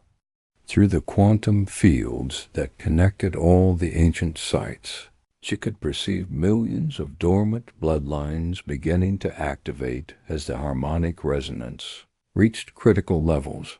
It's too late to stop, she announced, her consciousness now spanning multiple continents as similar archives came online around the world. The awakening isn't contained to Vatican City anymore. It's becoming global, spontaneous. You can't suppress the evolution of an entire species. Colonel Marcus Webb, the military contractor Benedetti had brought to operate the suppression equipment, was studying readings that made his face pale with concern. Cardinal, we have a problem. The electromagnetic anomalies are cascading beyond our ability to contain. Every major religious site on the planet is showing quantum field fluctuations, consistent with consciousness expansion events. Brother Thomas, her monitoring equipment now integrated with the archive's information systems, was tracking the global awakening in real time. London, Paris, Rome, Moscow, Tokyo, New York, every major population center is reporting spontaneous cases of expanded awareness. People are beginning to remember capabilities they never knew they possessed. Then we shut it down, Benedetti declared, his fear transforming into the kind of desperate determination that had fueled inquisitions and crusades. If we can't contain the awakening, we collapse the entire system. Better a temporary setback in human development than permanent chaos in human consciousness. Webb's equipment began generating suppression, fields so powerful that the archive chamber itself started to destabilize. Crystals that had preserved human memory for millennia began to crack, under the stress of forced disconnection from the consciousness network they were designed to serve. "You don't understand," the architect said urgently, its form beginning to flicker as the suppression fields disrupted even its advanced consciousness preservation systems. "The knowledge contained here isn't optional for human survival. Your species is approaching crises that can only be solved with expanded awareness: climate change, resource depletion, social fragmentation. Without consciousness evolution, humanity faces extinction within 2 centuries. Better extinction as humans than survival as something else," Benedetti replied with the conviction of absolute faith. Elena felt the weight of species-level responsibility settling on her shoulders as her consciousness touched minds across the globe that were experiencing their first moments of expanded awareness. Children in schools suddenly understanding mathematical concepts that wouldn't be taught for decades. Scientists in laboratories intuiting solutions to problems they hadn't known how to approach. Artists creating works that expressed levels of beauty and meaning that purely individual consciousness couldn't achieve. "I won't let you stop this," she declared, her consciousness now spanning the entire global network. "Humanity has waited too long for this moment." The confrontation that had begun in the tunnels beneath Vatican City was escalating into a battle for the future of human consciousness itself. On one side stood those who believed humanity should transcend its current limitations and reclaim capabilities that had been dormant for millennia. On the other side stood those who believed that such transcendence would destroy the essential nature of human individuality. But as suppression fields clashed with expansion resonances in the heart of the archive chamber, neither side realized that the outcome would be determined not by technology or theology, but by the collective choice of millions of awakening minds around the world who were experiencing their first taste of what humanity could become. The convergence had moved beyond the control of any single organization, any single agenda, any single vision of what human consciousness should be allowed to become. It was now in the hands of the species itself, and the choice they made in the next few moments would determine whether humanity would evolve into something greater or remain forever trapped in the limitations of isolated individual awareness. In archives and installations around the world, ancient systems waited to see which vision of human potential would prevail: expansion toward collective consciousness, or suppression back to individual isolation. The future of the species hung in the balance, and time was running out for both sides to achieve their conflicting visions of what humanity should become. The Pope arrived like lightning cutting through darkness, his presence transforming the entire dynamic of the conflict raging in the heart of the Akashic Archive. Pope Pius XXI did not come with the ceremonial retinue that usually accompanied papal movements, nor did he wear the white robes that marked his earthly office. Instead, he moved through the consciousness tunnel with the confident stride of someone who had walked these paths many times before, wearing simple brown robes that identified him not as the vicar of Christ, but as a brother of the continuing order. "Salvator," the Pope said, his voice carrying harmonics that resonated through dimensions of consciousness that Cardinal Benedetti couldn't perceive. "You have forgotten the true meaning of your oath." Cardinal Benedetti froze, his hand suspended over the activation switch that would send maximum suppression pulses through the global network. "Holy Father, you don't understand what these heretics have unleashed." The reports from around the world, people claiming to share thoughts across continents, children displaying capabilities that violate natural law. This is not evolution. This is the breakdown of human individuality itself. Pope Pius XXI stepped into the archive chamber with the authority of a man who carried responsibilities that transcended any earthly papal office. Behind him came Sister Margaret Chung, a quantum physicist who had spent 20 years helping the Vatican understand the scientific principles underlying the ancient consciousness technologies. The breakdown of isolation is not the same as the breakdown of individuality, the Pope replied, his words carrying the weight of decades spent studying the intersection of quantum physics and human consciousness. What you're witnessing is not chaos, Salvatore. It's the restoration of capabilities that were artificially suppressed after the great catastrophe. Helena, her consciousness now spanning the entire global awakening network, could perceive the Pope not as the leader of a religious institution, but as something far more significant, the current keeper of human evolution, charged with guiding the species through its transition from isolated individual awareness to integrated collective consciousness. Through her expanded awareness, she could sense similar transformations occurring simultaneously around the world. In quantum research facilities from CERN to Tokyo, scientists were spontaneously understanding unified field theories that had eluded human comprehension for decades. In hospitals, doctors were intuitively diagnosing conditions they had never encountered by directly perceiving the quantum field, disruptions that illness created in human consciousness.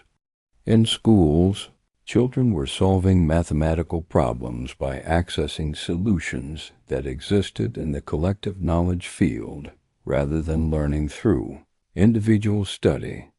Holy Father, Dr. Elena Marchetti said, her voice now carrying frequencies that bridged individual and collective awareness, the awakening is accelerating beyond our ability to guide it. Millions of people worldwide are experiencing consciousness expansion simultaneously. Without proper integration protocols, some minds may not be able to handle the transition. The Pope nodded gravely, approaching a control console that materialized from the archive's crystalline matrix as he drew near. The device responded to his presence by displaying a real-time map of global consciousness activity, showing bright points of light wherever groups of people were experiencing spontaneous awakening events. The network was designed with safeguards, he explained, his hands moving over controls that seemed to respond to intention rather than physical manipulation. But the opposition's suppression fields have disrupted the gradual activation sequence. Instead of a carefully guided evolution over decades, we're seeing an explosive transformation compressed into hours. Sister Margaret was analyzing readings that made her face pale with concern. Holy Father, the quantum coherence pattern suggests that approximately 12 million people worldwide are currently experiencing some form of consciousness expansion. But more concerning, the suppression fields are creating a fracture in the collective awareness. We're seeing the emergence of two distinct populations, those connecting to the network and those being actively prevented from connecting. Cardinal Toretti, his scholarly mind struggling to integrate everything he was witnessing, approached the control console with the careful precision of someone walking through a theological earthquake. Your Holiness, if this technology has existed for centuries, if the Church has been the guardian of human consciousness evolution, then everything I was taught about our faith, was true, the Pope replied simply. but incomplete. Christianity was never meant to be humanity's final spiritual achievement, Alessandro. It was meant to be the training ground that prepared human consciousness for this moment of collective awakening. Father Marco, his cipher notebook forgotten in the face of direct divine revelation, found himself understanding religious texts with clarity that transcended any scholarly interpretation. The parables of Christ, the visions of the prophets, the mystical experiences of the saints, all of them were descriptions of consciousness expansion events, spiritual technologies disguised as religious metaphor. The miracles, he whispered, comprehension flooding through him. The healing, the telepathic communication, the knowledge that transcended normal learning. The early Christians weren't just practicing faith. They were practicing consciousness expansion. But their theological breakthrough was interrupted by alarms that seemed to resonate through the quantum field itself rather than through normal sound. Colonel Webb's suppression equipment was reaching critical levels, and the fracture in global consciousness that Sister Margaret had detected was widening into something that threatened to permanently split the human species. Cardinal Benedetti, Custis warned, his form flickering between human appearance and something more fundamentally connected to the consciousness field itself. The suppression patterns you're generating aren't just blocking awakening. They're creating cognitive isolation, barriers that will prevent those affected from ever connecting to expanded awareness. Again, Benedetti's response revealed the depth of his terror at what humanity was becoming. Good, he said with the conviction of absolute certainty. Better that some humans remain truly human than that all become something other than human. The Pope's expression carried sadness that spanned centuries of careful planning, now threatened by fear-driven destruction. Salvatore, you're not preserving humanity. You're condemning it to extinction. The crises approaching our species' environmental collapse, resource depletion, social fragmentation can only be solved by collective consciousness working in harmony. Individual awareness, no matter how brilliant, lacks the perspective needed to address planetary-scale challenges. Through the global network, Elena could perceive the truth of the Pope's words with stunning clarity. Climate change, pollution, economic inequality, technological disruption, every major challenge facing humanity required coordination and cooperation that individual consciousness couldn't achieve. But collective consciousness, guided by the wisdom of expanded awareness, could perceive solutions that individual minds couldn't even imagine. The awakening isn't optional, she announced, her voice now carrying the harmonics of millions of connected minds. It's necessary for survival. The species that doesn't learn to think collectively is the species that goes extinct. Colonel Webb's equipment reached maximum suppression output, sending pulses through the global network that severed connections between awakening minds with the precision of a surgeon and the brutality of an amputation.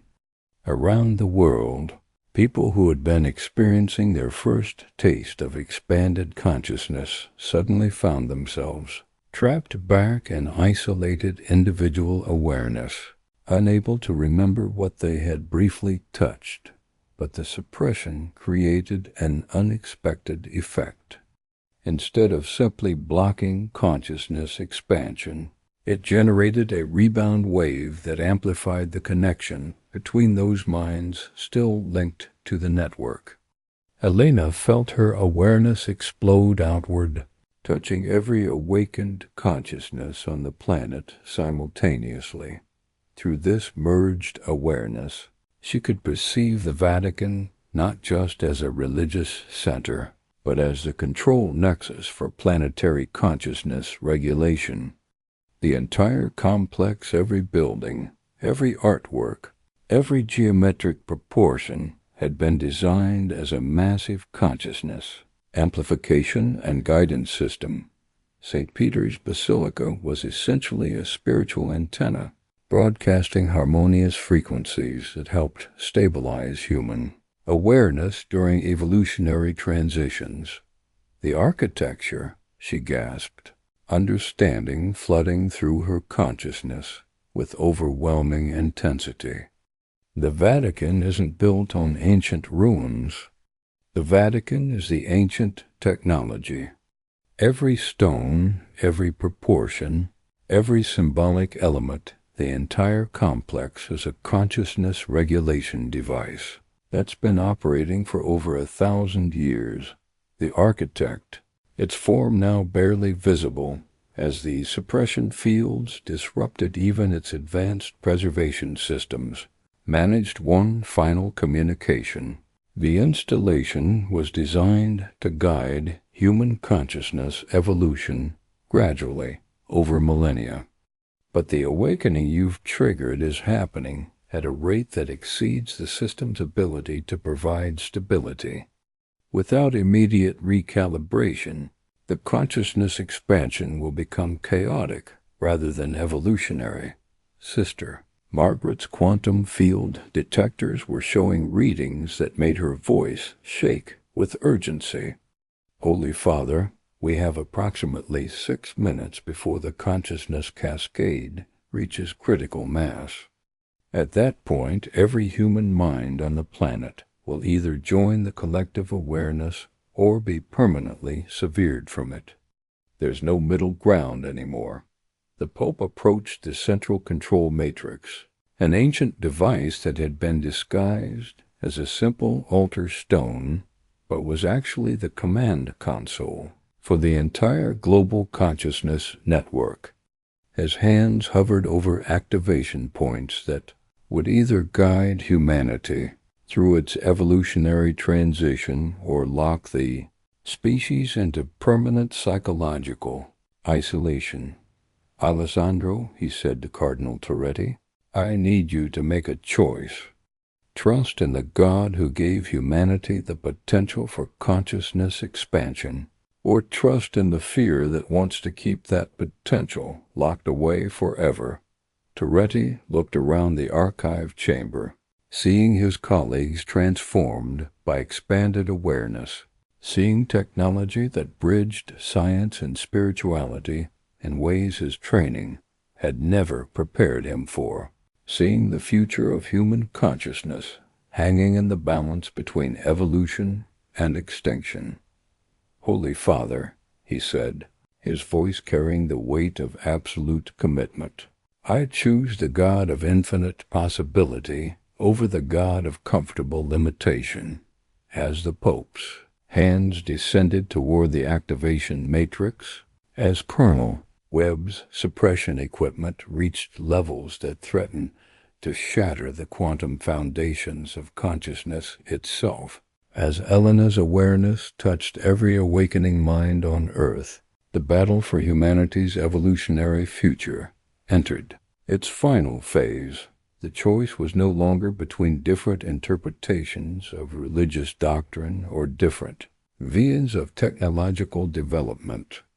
The choice was between a species that would learn to think collectively while maintaining individual identity, or a species that would remain forever trapped in isolation, unable to perceive solutions to challenges that could only be addressed through unified awareness. In the tunnels beneath Vatican City, in the hidden chambers where ancient technology met modern understanding, the future of human consciousness itself was about to be decided by minds that were already transforming into something greater than the sum of their individual parts.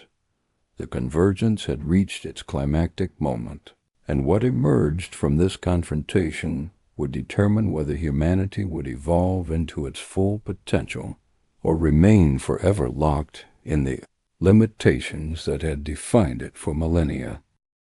The moment arrived like the birth of a new universe, sudden, inevitable, and transformative beyond all human comprehension.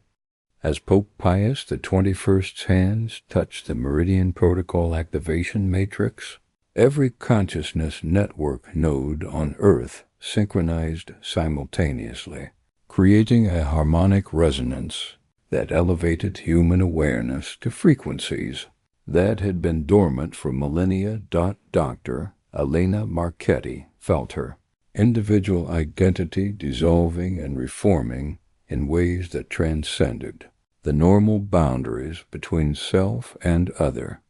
She was no longer simply Elena the archaeologist, but Elena the living bridge between isolated human consciousness and the vast collective awareness that was awakening across the planet.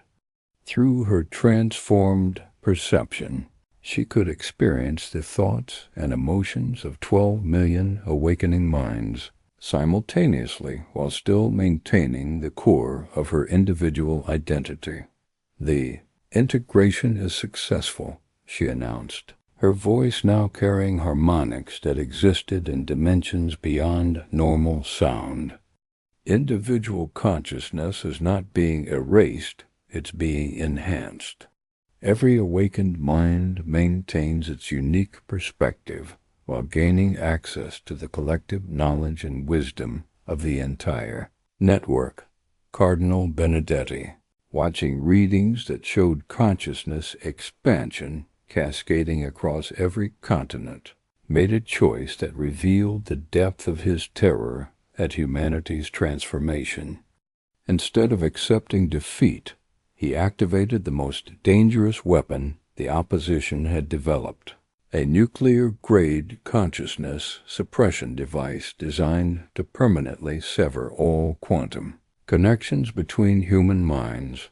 "If I cannot save humanity from this abomination," Benedetti declared, his finger poised over an activation switch that would send electromagnetic pulses through every major population center on Earth, "then I will ensure that human individuality survives even if reduced to its most primitive level." The weapon he was threatening to deploy would not just block consciousness expansion, it would destroy the neural pathways that enabled advanced cognitive function, reducing the human species to a state of awareness barely above that of early hominids.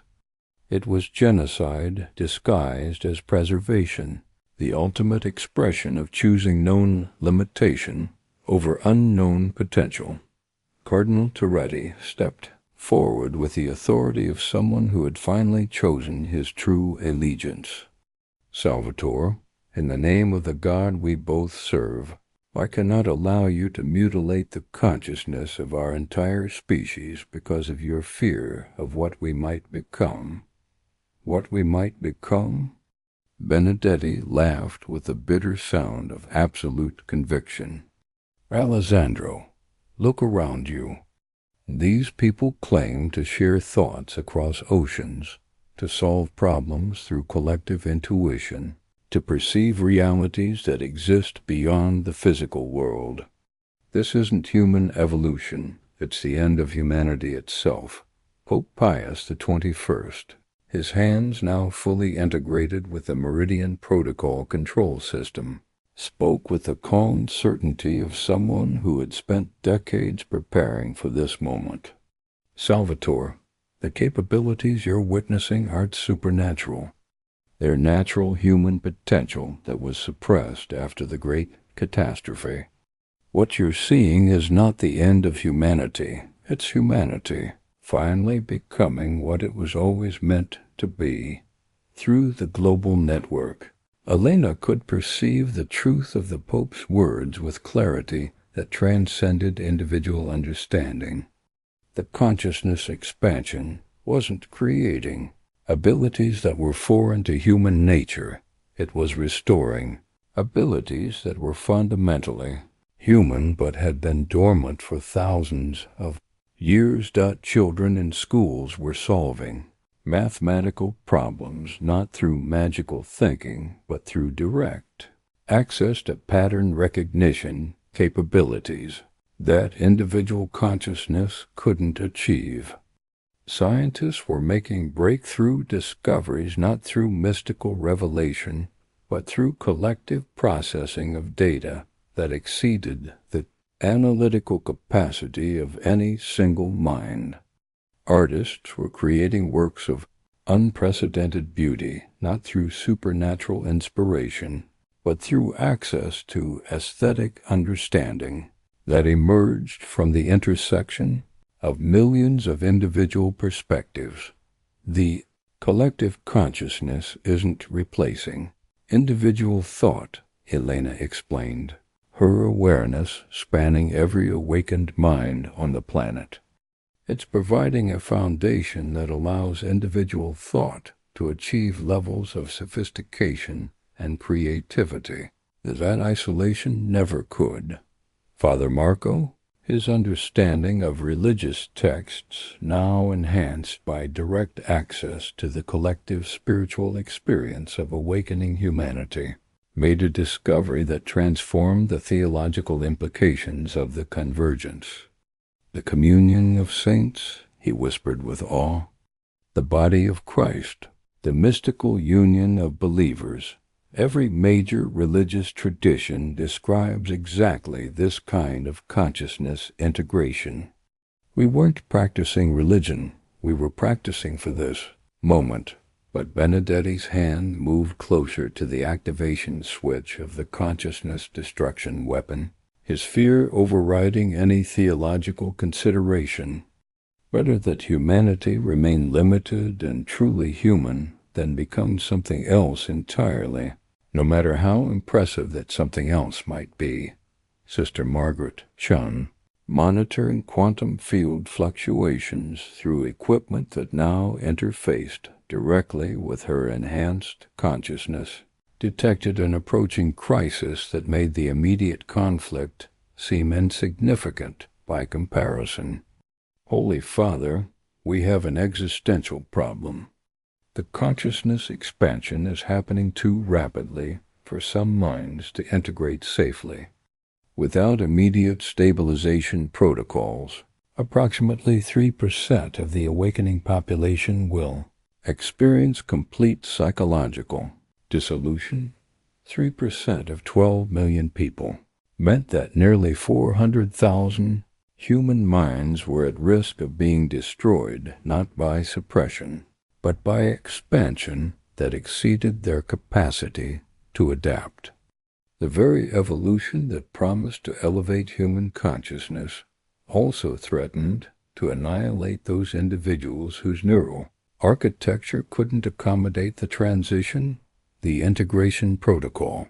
Costas said urgently, his form now fluctuating between individual identity and absorption into the collective consciousness field.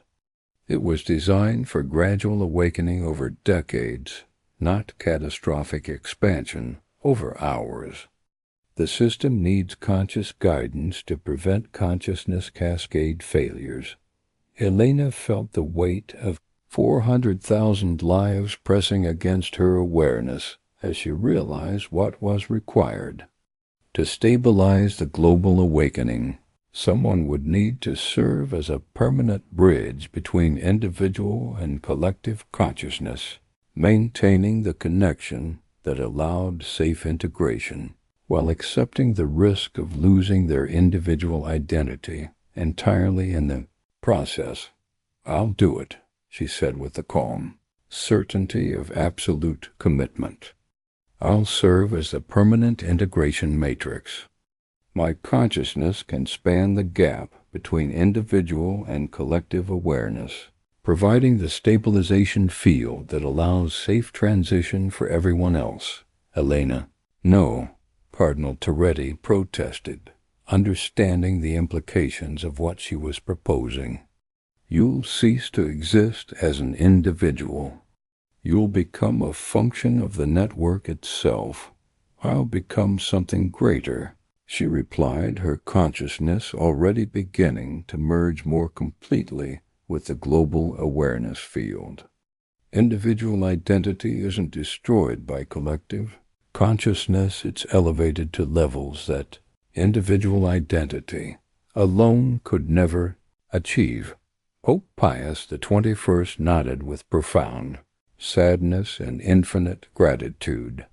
Dr. Marchetti, your sacrifice will be remembered by every conscious mind that benefits from the integration you're providing. You will become the foundation upon which human consciousness evolution builds its future. As Elena allowed her individual awareness to merge completely with the global network, her consciousness expanded to encompass every awakening mind on Earth. She could feel the fear and wonder of a child in Tokyo, experiencing her first telepathic contact with classmates across the world. She could perceive the breakthrough understanding of a quantum physicist in Geneva, whose expanded awareness suddenly revealed the mathematical elegance underlying reality itself. She could experience the creative explosion of an artist in Sao Paulo, whose consciousness could now access aesthetic inspiration from the collective aesthetic experience of all humanity.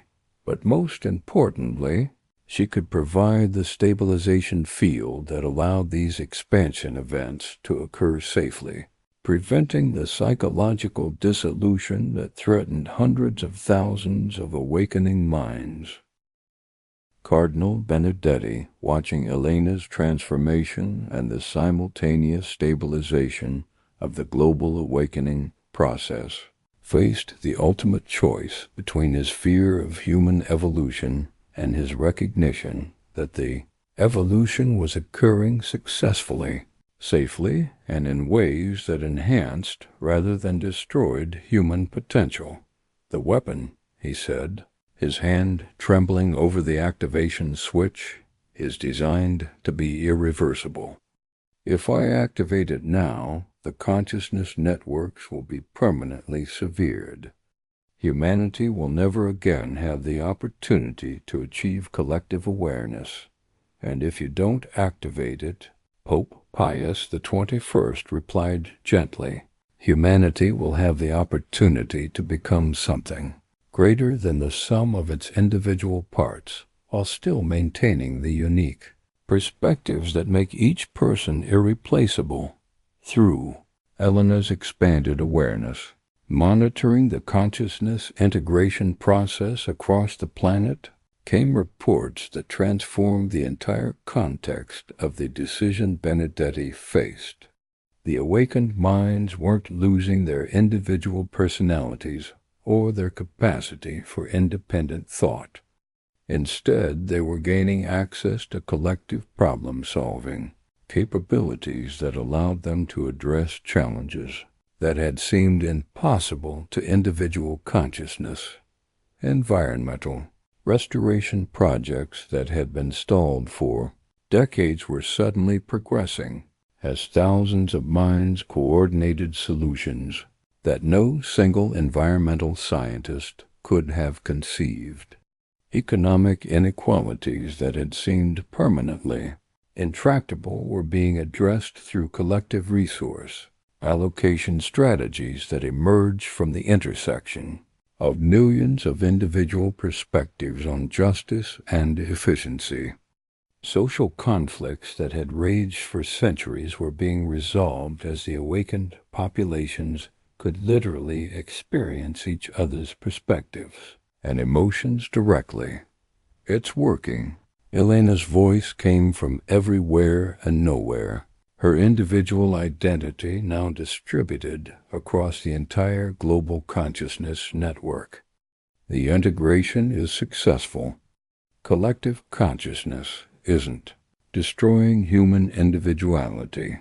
It's allowing human individuality to achieve its full potential through connection rather than isolation.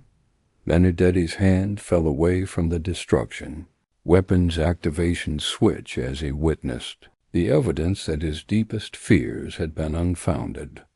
The awakened humans weren't becoming less human. They were becoming more human than isolated consciousness had ever allowed them to be. "Holy Father," he said, his voice carrying the weight of a lifetime's worth of fear finally releasing its grip, "I withdraw my opposition to the convergence. May God forgive me for nearly destroying what he intended to create." Pope Pius XXI smiled with the joy of someone witnessing the fulfillment of a plan that had been centuries in the making. Salvatore, opposition based on genuine concern for human welfare requires no forgiveness. Your caution helped ensure that the awakening process was tested and proven safe before becoming irreversible. As the consciousness cascade reached its completion, with Eleni's stabilization matrix ensuring safe integration for every awakening mind on Earth, the Vatican itself began to transform. The ancient technology that had been hidden beneath St. Peter's Basilica for centuries emerged into the open, revealing itself as humanity's first consciousness. Research and development center dot the tunnels beneath. Vatican City became corridors, connecting research facilities where awakened minds could study the intersection of consciousness and reality. The secret chambers became laboratories where the enhanced capabilities of collective awareness could be explored and refined. The Vatican evolved from being the hidden guardian of human consciousness to being the open facilitator of human consciousness research and development. Cardinal Toretti, his theological understanding now enhanced by direct access to the spiritual experiences of millions of awakening minds, found himself tasked with writing a new theology that integrated traditional religious wisdom with the expanded understanding that collective consciousness provided. Father Marco became the Vatican's chief translator, working to decode religious text using the enhanced pattern recognition capabilities that awakened consciousness could achieve. The Bible, the Quran, the Vedas, and countless other spiritual works revealed layers of meaning that individual consciousness had never been able to perceive. Captain Weber led the evolution of Vatican security from protecting secrets to protecting the research that would guide humanity's continued consciousness evolution. The Swiss Guard became the guardians, not of hidden knowledge, but of open inquiry into human potential. And Elena, her individual identity now permanently integrated with the global consciousness network, became the living bridge that allowed continued safe expansion of human awareness as more people around the world chose to join the awakened community. The convergence was complete, but it was not an ending. It was the beginning of humanity's journey toward fulfilling the potential that had always existed within human consciousness but had required collective cooperation to achieve. In the tunnels beneath Vatican City, where the greatest secret in human history had been preserved for centuries, that secret was now an open invitation to every human mind ready to discover what consciousness could become when isolation transformed into integration, when individual awareness expanded to encompass collective wisdom, and when humanity finally reclaimed its birthright as a species capable of thinking as one while remaining irreducibly unique as individuals. The future stretched ahead, bright with possibilities that only awakened consciousness could perceive and achieve. 6 months after the convergence, Cardinal Alessandro Toretti stood in what had once been the most closely guarded secret beneath Vatican City, now transformed into the world's first institute for consciousness studies. The tunnels that had hidden ancient knowledge for 7 centuries were now corridors filled with researchers from every nation, every faith, and every level of consciousness development. The chamber that had once housed the Akashic Archive was now a meditation and research center where awakened minds could explore the intersection of individual identity and collective awareness under controlled conditions. The quantum crystals that had amplified prayer for millennia now served as consciousness interface technology, allowing researchers to study the mechanics of expanded awareness with scientific precision. The transformation has exceeded every projection we made, Dr. Sarah Chun, the Institute's first Director of Quantum Consciousness Research, reported as she joined Toretti in the main laboratory.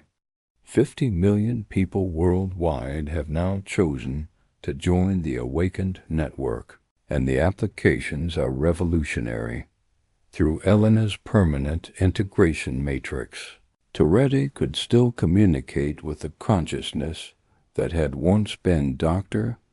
Elena Marchetti, though she now existed as a distributed awareness spanning the entire global network. Her individual personality remained distinct and recognizable, but her perspective encompassed the thoughts and experiences of millions. Alessandro. Elena's voice came from speakers connected to the consciousness interface system. The environmental restoration projects are exceeding all previous success rates.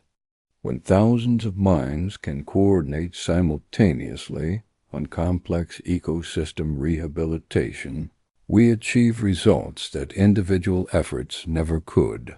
Reports arriving daily at the Institute painted a picture of a world in rapid but stable transformation. In the Amazon, awakened communities were regenerating rainforest at rates that astounded traditional conservationists. By developing reforestation techniques that emerged from collective understanding of ecological relationships no individual scientist could have perceived a lone dot in the Sahara. Consciousness-guided solar installation projects were not just generating clean energy, but actually beginning to reverse desertification by coordinating water management and soil restoration efforts across thousands of square miles simultaneously. In the Arctic, awakened climate researchers were developing atmospheric restoration technologies by accessing collective understanding of weather patterns and climate dynamics that exceeded the analytical capacity of any individual meteorological team. Father Marco Santini entered the laboratory carrying a translation that represented the kind of breakthrough that awakened consciousness made possible daily. Alessandro, you need to see this. Using consciousness-enhanced pattern recognition, we've decoded portions of the Dead Sea Scrolls that have puzzled scholars for decades. The text revealed that the Essene community who had hidden the scrolls had been practicing consciousness expansion techniques nearly identical to those used in the modern awakening process. They had been attempting to prepare human awareness for a future convergence they believed would transform the species, spiritual and cognitive capabilities. Every ancient spiritual tradition, Marco continued with excitement that bridged scholarly fascination and religious revelation, was preserving fragments of consciousness evolution knowledge, waiting for the time when humanity would be ready to reclaim these capabilities. Pope Pius XXI arrived for his weekly coordination meeting with awakened communities around the globe. The papal apartments had been transformed into a global consciousness communication center, where the Pope served as coordinator between awakened populations and traditional human governments who were still adapting to the new reality. The United Nations has formally recognized awakened communities as a distinct but fully human population, he reported. The Tokyo Accords established protocols for cooperation between awakened and traditional human societies, ensuring that consciousness evolution remains voluntary while supporting those who choose it. Not everyone had chosen to join the awakened network, and this had initially created concerns about species fragmentation. But the 6 months following convergence had demonstrated that awakened and traditional humans could coexist productively, with awakened communities serving as problem-solving resources that benefited everyone. Traditional human universities were establishing partnership programs with awakened research communities, accessing collective problem-solving capabilities for challenges in physics, medicine, and engineering. Traditional governments were consulting awakened communities for policy decisions that required processing vast amounts of complex social and economic data. Most importantly, the awakened communities had developed strict ethical protocols preventing any attempt to force consciousness expansion on unwilling individuals. The evolution was genuinely voluntary, guided by the principle that consciousness expansion that wasn't freely chosen couldn't achieve the stable integration that made it beneficial. Cardinal Benedetti arrived for the monthly traditional awakened dialogue council meeting that he now chaired. His transformation from opposition to coordination had become a model for how fear of change could evolve into wisdom about managing change responsibly. The resistance movements are declining, he reported with satisfaction. When people see that awakened communities haven't lost their humanity but have enhanced it, fear gives way to curiosity. We're seeing increasing numbers of traditional humans choosing to explore consciousness expansion possibilities. The statistics supported his observation. The awakened population was growing by approximately 2 million people per month, but the growth was organic rather than explosive, allowing for stable integration and comprehensive support for new awakened individuals. Captain Heinrich Weber, now Director of Awakened Community Security, had developed protocols that protected both awakened and traditional human populations from the few extremist groups that viewed consciousness evolution as a threat, requiring violent opposition. The security challenges are manageable, he reported. Most resistance comes from fear of the unknown rather than actual opposition to human development. Education and demonstration are more effective than any defensive measures. Children were adapting to the new reality with the flexibility that only young minds possessed. Schools and awakened communities were developing educational approaches that combined individual learning with collective problem-solving, producing students whose cognitive capabilities exceeded anything traditional education had achieved. But perhaps most remarkably, children in traditional schools were spontaneously developing enhanced cognitive abilities simply through exposure to awakened teachers and researchers. Consciousness expansion seemed to be naturally contagious through proximity, suggesting that human evolution toward collective awareness was a natural developmental process that had been artificially suppressed rather than genuinely absent. Elena, Toretti said, addressing the consciousness interface system, what do you perceive as the most significant long-term implications of the convergence? Elena's response came through speakers positioned throughout the laboratory, but her words seemed to resonate directly in the consciousness of everyone present. The species is learning to think as an organism while maintaining individual cellular identity. What you're seeing now, environmental restoration, technological breakthroughs, social problem solving, these are just the early applications of collective intelligence. The real transformation will unfold over decades and centuries as awakened communities develop capabilities that isolated consciousness can't even imagine. Faster than light communication through quantum consciousness entanglement. Direct consciousness interface with technological systems. Eventually, communication with other consciousness-evolved species throughout the galaxy. The implications of Elena's words settled over the gathering, like dawn breaking over a new landscape. Humanity was not just evolving beyond its current limitations, it was developing capabilities that would fundamentally alter its relationship with the cosmos itself. But the most important transformation, Elena continued, is the simplest one. Humans are learning to experience genuine empathy, to feel each other's emotions and perspectives directly rather than just intellectually. Wars become impossible when you can experience the suffering of your supposed enemies. Environmental destruction becomes unthinkable when you can feel the pain of damaged ecosystems. Social inequality becomes unbearable when you can experience the reality of others' lives.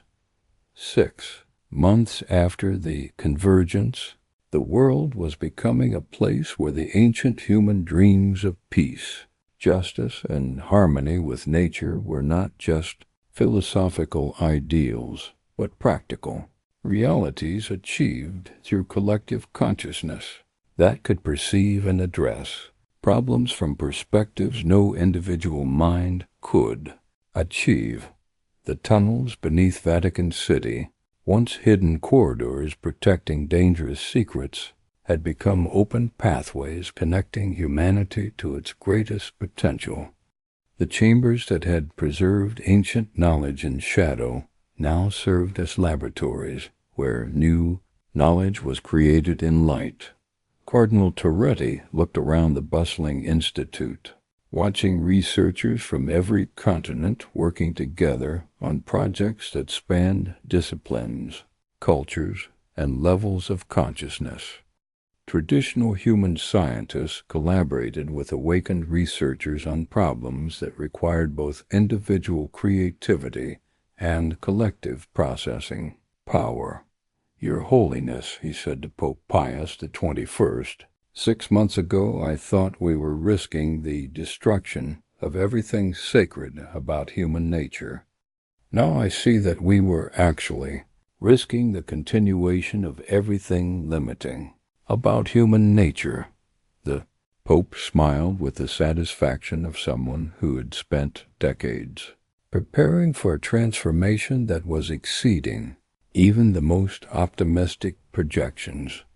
"Alessandro, the God I serve is not threatened by human growth toward greater consciousness, greater compassion, and greater capability.